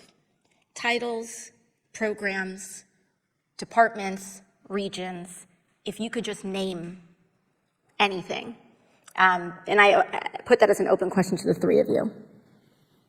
I'd be happy to give you that in a closed environment. I can tell you specifically. Thank you. Commander Fravor? And I would say, and I've told people that you have to know where to look. They're not going to divulge it to you because of the classification levels. But if you know where to look and who to talk to, which is exactly what Mr. Grusch can point you, then you have them. Okay. Mr. Graves? I was an operator, so I was depending on folks like Mr. Grusch to do that homework. Okay. Thank you very much. I yield back to the chair. Mr. Biggs? Thanks, Mr. Chairman. I thank the witnesses for being here today. I'm over here. Thank you so much for being here. I want to get into specifics here, and the reason I'm going to go this way is because you've talked a bit about what I would call misdirection by official U.S. government with regard to UAPs, right? And so I'm going to get to that in a second. But last week, White House NSC spokesman John Kirby stated that UAPs are having an impact on our training ranges and need to be treated as a legitimate issue. Do you concur with his statements? That's for each of you. Yes. Yes. Yes. Okay. Now, having said that, I'm going to take you to specific instances around the Phoenix Valley, because that's where I live. In '97, we had the famous Phoenix Light case. I don't know if any of you are familiar with that. There were two things that went along with that, and the explanation was military training range off Luke and the Barry Goldwater range. Do you know anything different other than the official explanation of those lights? Only what's in the public vernacular about it. That was outside the scope of my duties. And if we wanted to, just my question along with my colleague from New York, Ms. Ocasio-Cortez, if we wanted to find out more about that, where would we go to find the files, and who would we address? And are you going to tell me we need to go to a SCIF so you can tell us in a SCIF? I could potentially give you a vector on that. That specific case, I'm familiar with it in terms of public, but I give you a vector in a closed environment, yeah. That would be good, thank you. So if it's true that UAPs are having an impact on training ranges, and this administration considers it to be a legitimate issue, what steps can Congress take to address training range impacts? And I say that having two very large training ranges in my state. And so we'll start with Mr. Graves and going down the panel. Some of the initial procedures have been implemented, such as within the United States Navy, that have a range failure report that gathers information from pilots I understand that a service-wide reporting mechanism is still pending. However, that would be a great next step, not only for gathering information, but for showing the troops that it is an acceptable topic and reducing the stigma. Okay, please, all of you continue. Yeah, as a recipient of a lot of those training range reports, sometimes we only get contextual kind of oral reporting. It'd be nice if they attached all sensor data and there's a system in place that can handle multiple classifications of data. And that's an issue with the F-35, right? That jet was never built to be an ISR platform. And it's a pain in the, we'll just say butt, to get that data off, so. Yeah. Great, thank you. Yeah, I would agree with the previous two, being a user of those training ranges, that the data has to be out there. You have to acknowledge that you're seeing them, and then you have to collect the data. Right now, you get the report, someone says, I saw something, but no one collects the radar data to back it up and do research. Okay. Do you believe that the 2019 classification guidelines for UAPs interferes with the federal government's ability to be transparent with the American people? And do you think we need to be more transparent with the American people? All of you, yeah. I'll say yes to that. Yeah, I'm familiar with at least the UAP Task Force 2019 Security Classification Guide. I think it's fair. I did actually help author that with the director. You got a bias that way then. But I will say, I'll call it a lazy attitude about declassifying videos. I mean, I've seen some of the videos of the recent shoot down, and I saw no reason that couldn't have been released as long as they mask some data. The American people deserve to see that imagery and full motion video. I would think, well, in my opinion, I will say things are overclassified.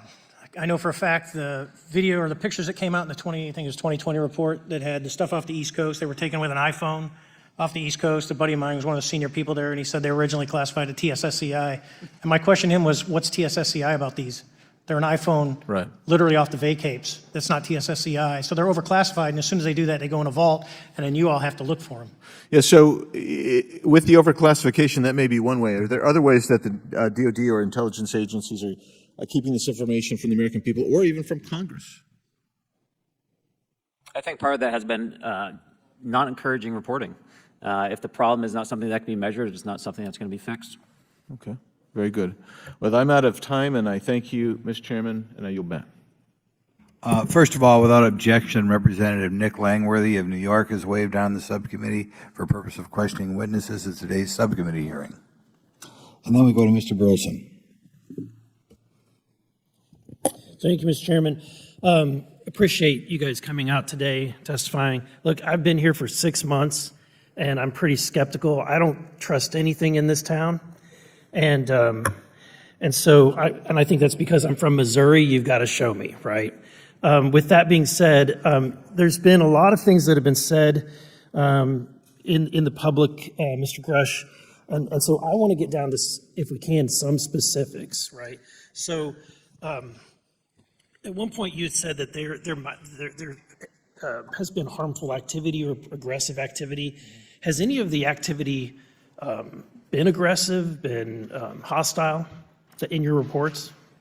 I know of multiple colleagues of mine that got physically injured, and the activity. And by UAPs or by people within the federal government? Both. Okay, so there has been activity by alien or non-human technology and or beings that has caused harm to humans. I can't get into the specifics in an open environment, but at least the activity that I personally witnessed, and I have to be very careful here because you don't, it's never to acknowledge tradecraft, right? So what I personally witnessed myself and my wife was very disturbing. Okay. One of my constituents actually sent this next question, and I figured I'd ask it since I had the same thought. You've said that the U.S. has intact spacecraft. You said that the government has alien bodies or alien species. Have you seen the spacecraft? I have to be careful to describe what I've seen firsthand and not in this environment, but I could answer that question behind closed doors. Yeah. Have you seen any of the bodies? That's something I've not witnessed myself. Okay, and so with that being said, and the other statement that has been made that was intriguing to me and it's intriguing because my view has been that we are billions of light years away from any other system. And the concept that an alien species that's technologically advanced enough to travel billions of light years gets here and somehow is incompetent enough to not survive Earth or crashes is something that I find a little bit far-fetched.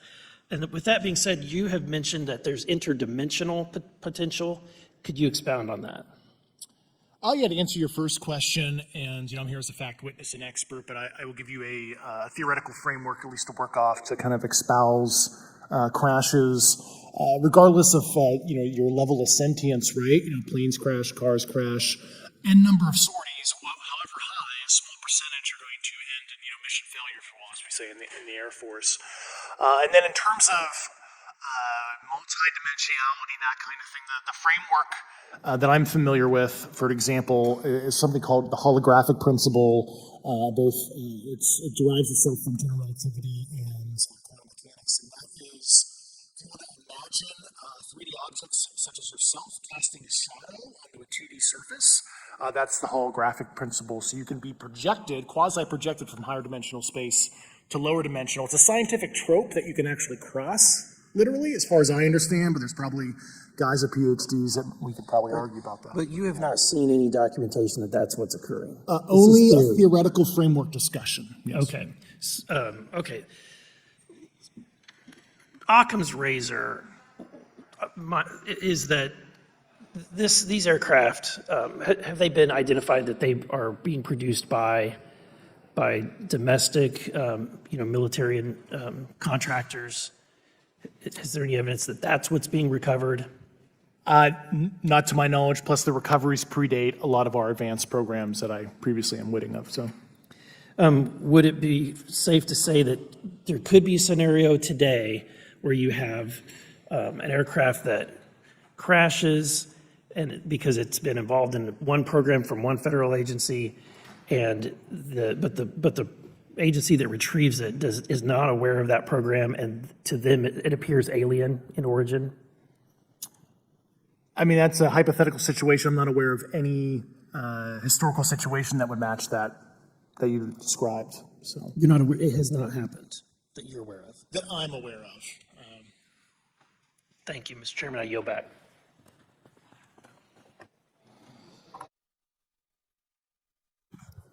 Several months ago, my office received a protected disclosure from Eglin Air Force Base indicating that there was a UAP incident that required my attention. I sought a briefing regarding that episode and brought with me Congressman Burchett and Congresswoman Luna. We asked to see any of the evidence that had been taken by flight crew in this endeavor and to observe any radar signature as well as to meet with the flight crew. We were not afforded access to all of the flight crew. And initially, we were not afforded access to images and to radar. Thereafter, we had a bit of a discussion about how authorities flow in the United States of America, and we did see the image. And we did meet with one member of the flight crew who took the image.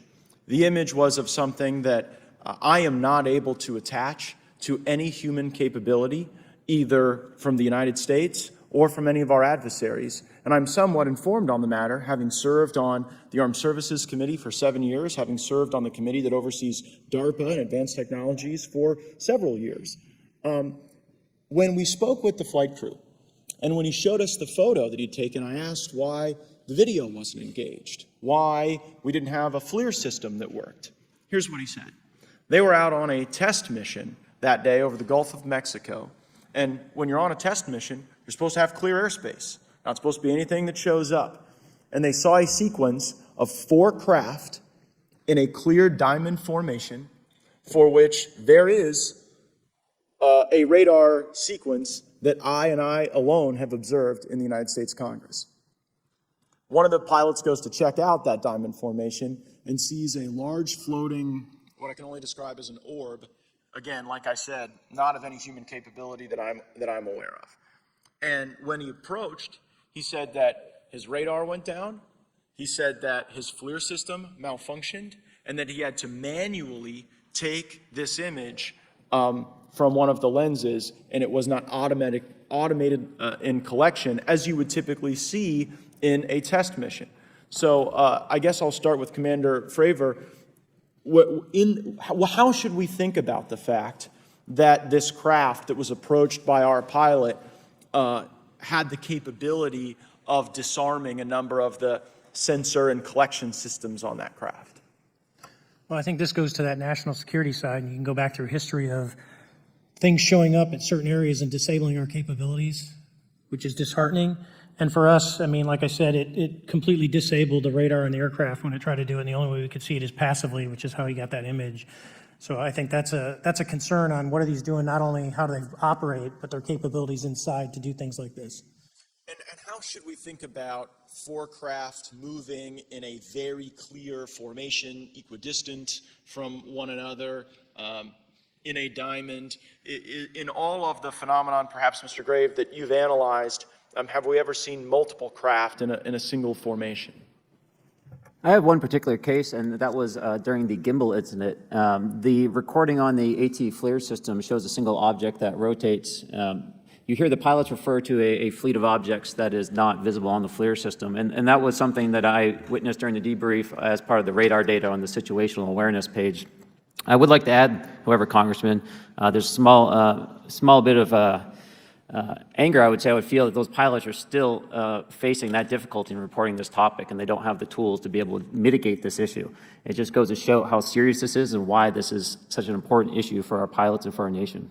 It was stated explicitly to me by these test pilots that if you have a UAP experience, the best thing you can do for your career is forget it and not tell anyone. Because any type of reporting, either above the surface or below the surface, does have a perceived consequence to these people, and that is a culture we must change if we want to get to the truth. Mr. Chairman, I would observe that perhaps as we move forward from this hearing, there are some obvious next steps. Every person watching this knows that we need to meet with Mr. Grusch in a secure, compartmentalized facility so that we can get fulsome answers that do not put him in jeopardy and that give us the information we need. Second, I would suggest that the radar images that were collected of this formation of craft out of Eglin Air Force Base, and specifically the actual image taken by the actual flight crew that we can actually validate, be provided to the committee, subpoenaed if necessary, so that we're able to track how to get this type of reporting and analysis done in a more fulsome way. That would be my recommendation, humbly, as a guest here of the Fine Oversight Committee. I yield back. Ms. Mays? Thank you, Mr. Chairman, and good morning to our witnesses who are testifying today. I want to thank each of you for being here to discuss a topic of grave importance to our national security. Earlier this year, a Chinese spy balloon was shot down off the coast of my home state of South Carolina. Since the Roswell incident in 1947, many Americans have wondered about the dangers of unknown objects crisscrossing our skies. Whether these are UAPs or weather phenomena, advanced technology from American allied or enemy forces, or something more out of this world. So my first question, I have several questions, and if we can just be quick on these first two, I'm going to ask each of you the same question, and then I'll get to each of you individually. The first one, when you reported your experiences with a UAP, did any of you face any repercussions with your superiors, yes or no? No. No. I've actually never seen anything personally, believe it or not. So. All right. And then do you believe there's an active disinformation campaign within our government to deny existence of UAPs, yes or no? I don't have an answer to that. As previously stated publicly, yes. I think previously with like Project Blue Book, yes, but currently I don't speak for the United States government. Okay, thank you. I have a few questions for Mr. Graves. What percentage of UAP sightings, in your belief, go unreported by our pilots? This is an approximation based off of my personal experience speaking with a number of pilots, but I would estimate we're somewhere near 5% reporting, perhaps. So like 95% basically don't report seeing UAPs. That's just my personal estimate. In the incident off Virginia Beach, do you believe the Navy took the danger to your aircraft seriously after it was reported? Absolutely. A few questions for Mr. Favor. As an expert naval aviator, have you ever seen an object that looked and moved like the Tic Tac UAP? No. Did the Tic Tac UAP move in such a way that defied the laws of physics?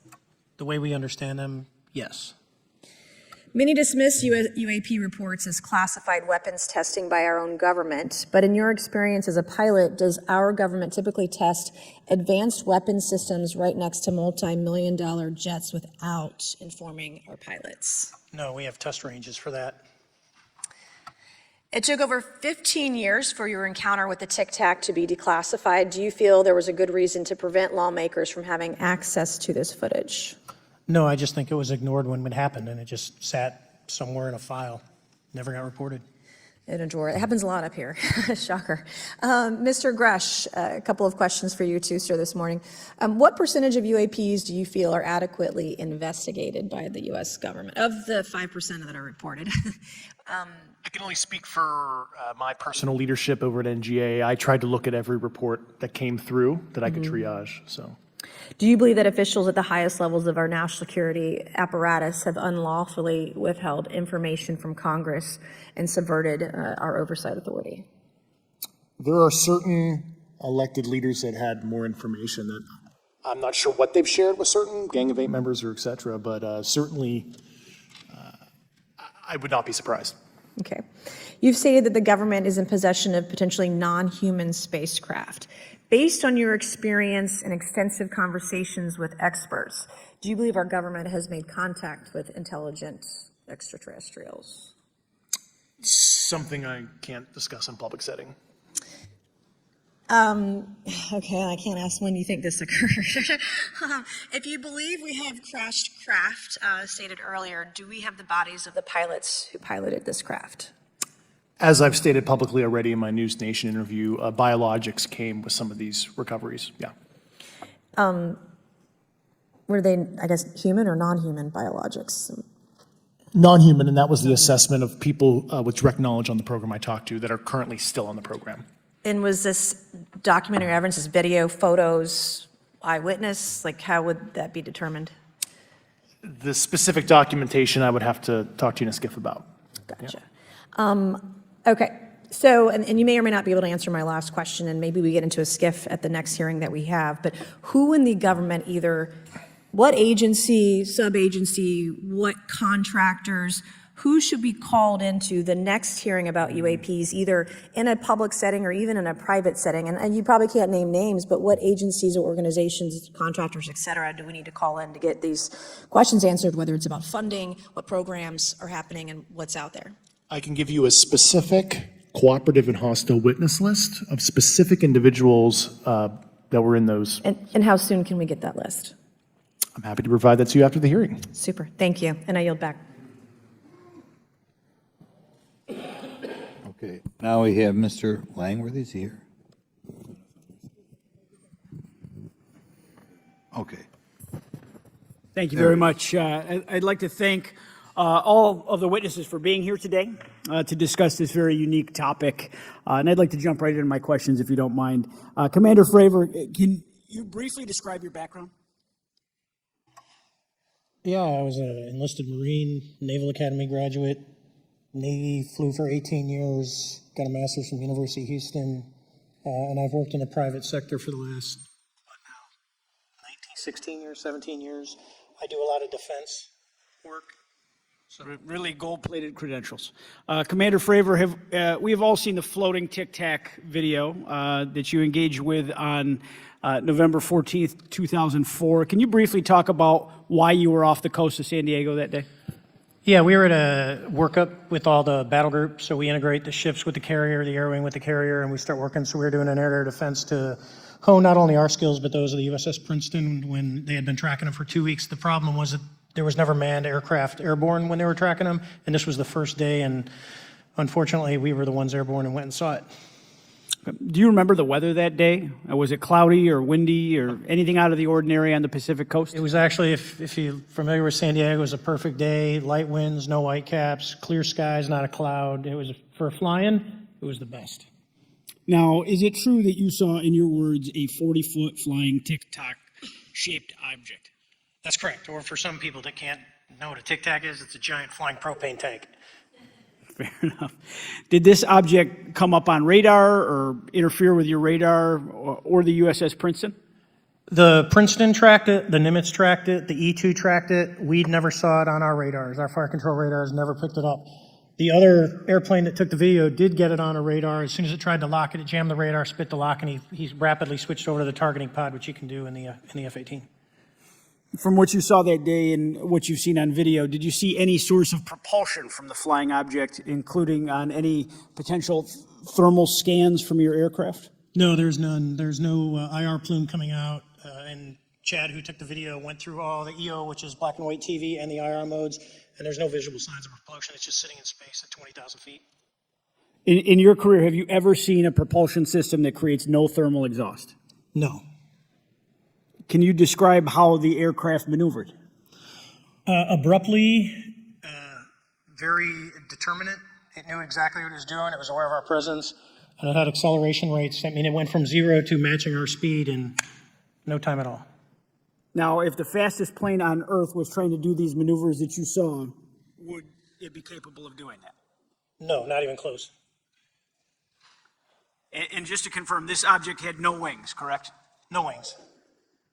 Now, was the aircraft that you were flying, was it armed? No, never felt threatened at all. If the aircraft was armed, do you believe that your aircraft or any aircraft in possession of the United States could have shot the Tic Tac down? I'd say no. Just on the performance, it would have just left in a split second. It looks like that we have a problem here that needs further investigation. Yes. In your belief, is this flying Tic Tac, I mean, is it capable of being the product of any other nation on the Earth? No, like I said earlier, I think it defies current material science and the ability to develop that much propulsion. And I know there's been some physicists who have done calculations, which is beyond anything that we have. Well, either the United States has an adversary here in this world that we don't know, or we really have some serious investigations to do. I really appreciate you being here. Is there anything else about the November 14th, 2004 incident that you think is important for this committee to know that you haven't been asked here today? No, it's been said it's probably the most credible UFO sighting in history based on all the sensors that were tracking it, and then for us to get visual and to go against the naysayers that it's something on the screen or whatever. I mean, there's 4 sets of human eyeballs. We're all very credible. Of the 6 of us that were involved in the thing, including the video, every one of us is going to do 20 plus years in the military in very responsible positions. So I'd say the world needs to know that. It's not a joke. Well, thank you very much for your testimony here today for all of you, and I yield back, Mr. Chairman. Mr. Ogles? Thank you, Mr. Chairman, and thank you all for being here and the courage it took to come forward and again, the sacrifice that each of you have made. I serve on the National Security Subcommittee for the Financial Services Committee, so I really want to stay in the national security lane, if I may. So when we think about traditional adversaries and both us towards them and them towards us, we probe their capabilities. We look for weaknesses, and we collect that data, that reconnaissance for in the event we need it in the future. For each of you, yes or no question, based off of your own experience or the data that you've been privy to, is there any indication that these UAPs could be essentially collecting reconnaissance information? Mr. Graves? Yes. Mr. Grusch? Fair assessment, yeah. Mr. Fravor? Very possible. Again, in the national security vein, is it possible that these UAPs would be probing our capabilities? Yes or no, Mr. Graves? Yes. Grusch? Yes. Fravor? Definitely. Is it possible that these UAPs are testing for vulnerabilities in our current systems? Yes. Yes. Possible. Do you feel, based off of your experience and the information that you've been privy to, that these UAPs provide an existential threat to the national security of the United States? Mr. Graves? Potentially. Yes, sir, potentially. Same answer, potentially. Yeah, I'd say Fravor? definitely, potentially. Mr. Graves and Fravor, in the event that your encounters had become hostile, would you have had the capability to defend yourself, your crew, your aircraft? Absolutely not. Sir? No. Is, based off of the information that you've been privy to, is there any indication that these UAPs are interested in our nuclear technology and capabilities? Yes. By external observation, sure, that could be a fair assessment, yeah. Yes. Is there any indication that the Department of Energy is involved in UAP data collection and housing? I don't have an answer. I can't confirm or deny that in a public setting. And could you do it in a secure setting? Yes. Mr. Favor. No, I don't know. Mr. Chairman, I think I'm the last member to go, but there clearly is a threat to the national security of the United States of America. As members of Congress, we have a responsibility to maintain oversight and be aware of these activities so that, if appropriate, we take action. I would encourage the chairman to demand that we have any and all, but in particular Mr. Grusch, talk to us in a skiff. And if that access is denied, I will personally volunteer to initiate the Holman Rule against any personnel or any program or any agency that denies access to Congress. Mr. Chairman, with that, I will yield the remainder of my time to my fellow colleague from Tennessee, Mr. Burchett. Thank you, Mr. Chairman. Thank you, Mr. Ogles, for the great questions, brother. Mr. Grusch, I might have asked this before, but I want to make sure. Do you have any personal knowledge of someone who's possibly been injured working on legacy UAP reverse engineering? Yes. Okay. How were they injured? Is it something like a radioactive type situation or something we didn't understand? I've heard people talk about Havana syndrome type incidences. What was your recollection of that? I can't get into specifics, but you could imagine assessing an unknown unknown. There's a lot of potentialities you can't fully prepare for. How do you think we ought to handle UAP whistleblower complaints like yours in the future? Yeah, there was some issue with mine. So, PPD-19 process, it goes to the Intel committees, either through PPD-19 or ICD-120. There's not a good way for the Intelligence Community Inspector General to provide that to other committees.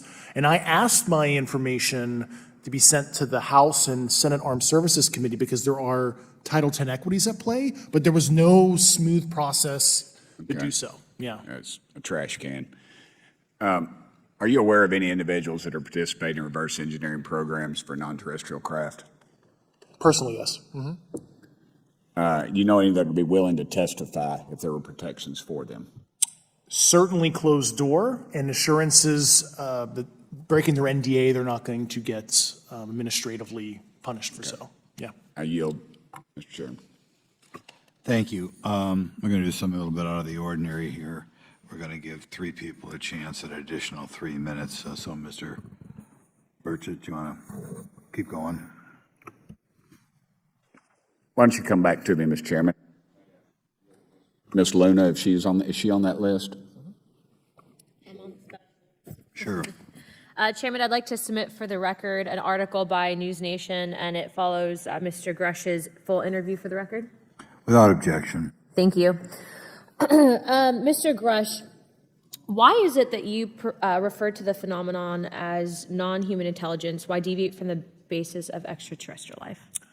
I think the phenomenon is very complex, and I like to leave an open mind analytically to specific origin. When you say specific origin, can you elaborate on that for those that might? If it's a traditional extraterrestrial origin or something else that we don't quite understand from either a biological or astrophysics perspective, I just like to keep an open mind on what it could be. Okay, and referring to your News Nation interview, you had referenced specific treaties between governments. Article 3 of the Nuclear Arms Treaty with Russia identifies UAPs. It specifically mentions them. To your knowledge, are there safety measures in place with foreign governments or other superpowers to avoid an escalatory situation in the event that a UAP malevolent event occurs? Yeah, you're referring to actual public treaty in the UN Register. It's funny you mentioned that. Yeah, the Agreement on Measures to Reduce the Risk of Outbreak of Nuclear War signed in 1971. Unclassified treaty, publicly available. And if you cite the George Washington University National Security Archives, you will find the declassified in 2013 specific provisions in the specific red line flash message traffic with the specific codes pursuant to Article 3 and Article, also Situation 2, which is in the previously classified NSA archive. What I would recommend, and I tried to get access, but I got a wall of silence at the White House, was the specific incidents when those message traffic was used. I think some scholarship on that would open the door to a further investigation using those publicly available information. Thank you. And then my last question with 51 seconds remaining. You mentioned white-collar crimes potentially being taking place in regards to a cover-up. Can you please elaborate? I have concerns based on the interviews I conducted under my official duties of potential violations of the Federal Acquisition Regulations, the FAR. Thank you very much, Chairman. I yield the remainder of my time. Okay, we'll go to Mr. Raskin for 3 minutes. Thanks, Mr. Chair. And I thank the witnesses for their endurance and service today. Mr. Fravor, you've described your episode in detail now, and you call it the most credible UFO sighting in history. But I wonder, was this the first time that you encountered a UFO or a UAP in 2004? Yes. And what was your general attitude or perspective on the UFO discussion before that happened? I never felt that we were alone, even though the planet's out there, but I wasn't a UFO person. I wasn't watching History Channel and MUFON and all that. And have you had experiences or encounters since that happened? No. And so have you formed any general conclusions about what you think you experienced then? Yes, I think what we experienced was, like I said, well beyond the material science and the capabilities that we had at the time, that we have currently, or that we're going to have in the next 10 to 20 years. Very good. Mr. Grusch, you've been able to answer in great detail on certain questions, and then other things you say you're not able to respond to. Can you just explain where you're drawing the line and what's the basis for that? Yeah, based on my DOPSR security review and what they've determined that is unclassified. I see. So you're answering any questions that just call upon your knowledge of unclassified questions, but anything that relates to classified matters you're not commenting on in this context. In an open session, but happy to participate in a closed session at the right level, yeah. Okay. And Mr. Graves, you've said that there are dozens of fellow pilots, military pilots. Are there also commercial pilots who've encountered the same kind of sightings that you described before? They are similar. Commercial pilots have less range and less sensors to be able to reach out and look for objects over wide swaths of airspace. And so pilots are seeing them, commercial pilots are seeing them, and they're typically closer, and the range of what they're seeing is pretty large. What is the most vivid, concrete sighting with the naked eye of the objects that you described before, the cube-like objects? Certainly. I think the most vivid sighting of that would have been near midair that we had at the entrance to our working area. One of these objects was completely stationary at the exact entrance to our working areas, not only geographically, but also at altitude. So it was right where all the jets are going, essentially, on the eastern seaboard. The two aircraft flew within about 50 feet of the object, and that was a very close visual sighting. And you were in one of the aircraft? I was not. I was there when the pilot landed. He canceled the mission after, and I was there. He was in the ready room with all his gear on, with his mouth open, and I asked him what the problem was, and he said he almost hit one of those darn things. He said he was 50 feet away from it? Yes, sir. And his description of the object was consistent with the description you gave us before? A dark gray or a black cube inside of a clear sphere. Inside of a clear sphere? Yes. and with no self-evident propulsion system? No wings, no IR energy coming off of the vehicle, nothing tethering it to the ground. And that was primarily what we were experiencing out there. I'm over time. Thank you very much for your service, and I yield back to Mr. Chairman. Very good. Mr. Burchett? Thank you, Mr. Chairman. This is for all three of y'all, starting with Mr. Graves. Why did you come forward on this issue? I came forward because I felt that my colleagues did not have a way to mitigate this safety threat, and I wanted to help them. I was trained as an aviation safety officer by the Navy, and it just felt right. I felt like I had to help the folks that were still flying and dealing with this. Mr. Grusch? Purely a sense of duty. I first swore an oath when I was a cadet 18 years ago, and I still uphold that even out of the uniform. Commander? I was pestered by a friend, and I asked why, and he said, "You're the one person that they can't discredit, and you'll add credibility to the New York Times article." And so after about 6 times, I said, "Okay." Honest. Yeah. This town isn't made, unfortunately, by people like y'all. We thank y'all. And I do want to also thank the people in the audience and the people that are watching this. It can't be people all over the world that have kept this issue alive. You've endured criticism and derogatory remarks, and we're trying to get to the bottom of it. And so God bless y'all. Thank y'all so much. We really appreciate you guys and gals. That's why we need term limits. Y'all keep clapping, us politicians just keep talking. So let me ask y'all, how can the public contribute to UAP reporting, and what avenues you think are available to the public to report these sightings?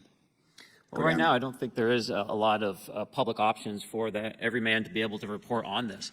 I think even for professionals that have sensor data that are seeing these on a regular basis, they're still hesitant to come forward. And so for the general public, I think encouraging the conversations that we're having today, looking for technology solutions that can be distributed so that objective data can be gathered is the first place to go. Mr. Grusch? I'll just touch on the whistleblower side of it. I do encourage, current and former military, intelligence community, and industry contractors to come forward in a legal way, either through the IC or DoD or whatever the cognizant IGs are, to lead, join me in this discussion. Commander, and I guess I should say this for the record. My daddy was United States Marine Corps, 1st Marine Division, so. Hoorah. Yes, sir. He was old school, him and Chesty Puller on Peleliu, so thank you, brother. Wow. Yes, sir. I'm not anything like my daddy. He was incredible. I'm very mediocre, to say the least, but go ahead. You seem to be doing fine. Yeah. For me, I was an accident investigator, so the biggest thing that you learn, and I think that witnesses need to do is, one, don't try and make the fish bigger than it was. Stick to the facts. Write it down, and don't speculate what you think it is, because it will sway your decision. Just write the facts down. We can get all the facts together, and we can start to investigate and get a real honest story instead of, it was this big. Thank you all, and I want to thank everybody. We made history today. Mr. Chairman, I yield. Thank you much, Mr. Garcia. Thank you. I know now we're going to be making some closing remarks, and so I just wanted to say a few things. First, to our witnesses, I want to thank all of you for being here with us today. I know that it takes a lot of courage. You're telling really important information to this committee, and I just want to thank you also for all three of you, your service to our country. I also want to just note that today's hearing was both important but also serious, and I want to thank our subcommittee chairman, Mr. Grothman, I think for running a very fair and substantive hearing. I do want to thank the committee staff on both sides for the amount of work that it took to put this hearing in place, and certainly to all the members that have been involved in this issue prior to the hearing. I also want to note for our witnesses and for the public that I'm a freshman member of Congress, and I've only been here for 7 months, but this is by far the most bipartisan conversation and discussion that I have seen happen in the Congress. And I think that a topic of this significance as it relates to our national security, as it relates to information that we're trying to gather for the American public, does bring people together, and I think that's been really great to see. I think it's also important to note for the public, today in our hearing, we had on our side also both our full ranking member, which is Mr. Raskin, and our vice ranking member, which is Ms. Ocasio-Cortez, both here at our hearing. I think it shows the importance and seriousness that our side of the aisle is taking to this important hearing, but also the broader issue as it relates to working with our Republican counterparts on this committee. I want to additionally add that I think, and I think it's really important that we have and continue these discussions and these hearings. Clearly, there's a lot of information that we don't know, but it's also very clear that we have to continue our investigation and accountability on asking the right questions and ensuring that they're part of the public record. One thing that was important today is some folks might wonder, why are we asking questions that might already be out there or that have been asked before?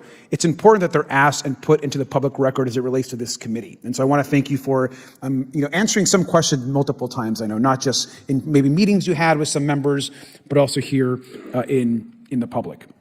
Let me also just add an additional note that it's important also that our friends in the media and those that are not just reporting on this hearing, but that have reported on this topic and that may in the future, the media has an important role in this process. And it's very important that the media engages, does independent investigation, and reports on not just what happened today, but what they see independently as what is happening around UAPs in the broader community. That is also an important public benefit that we have in trying to get the information and the facts as it relates to this.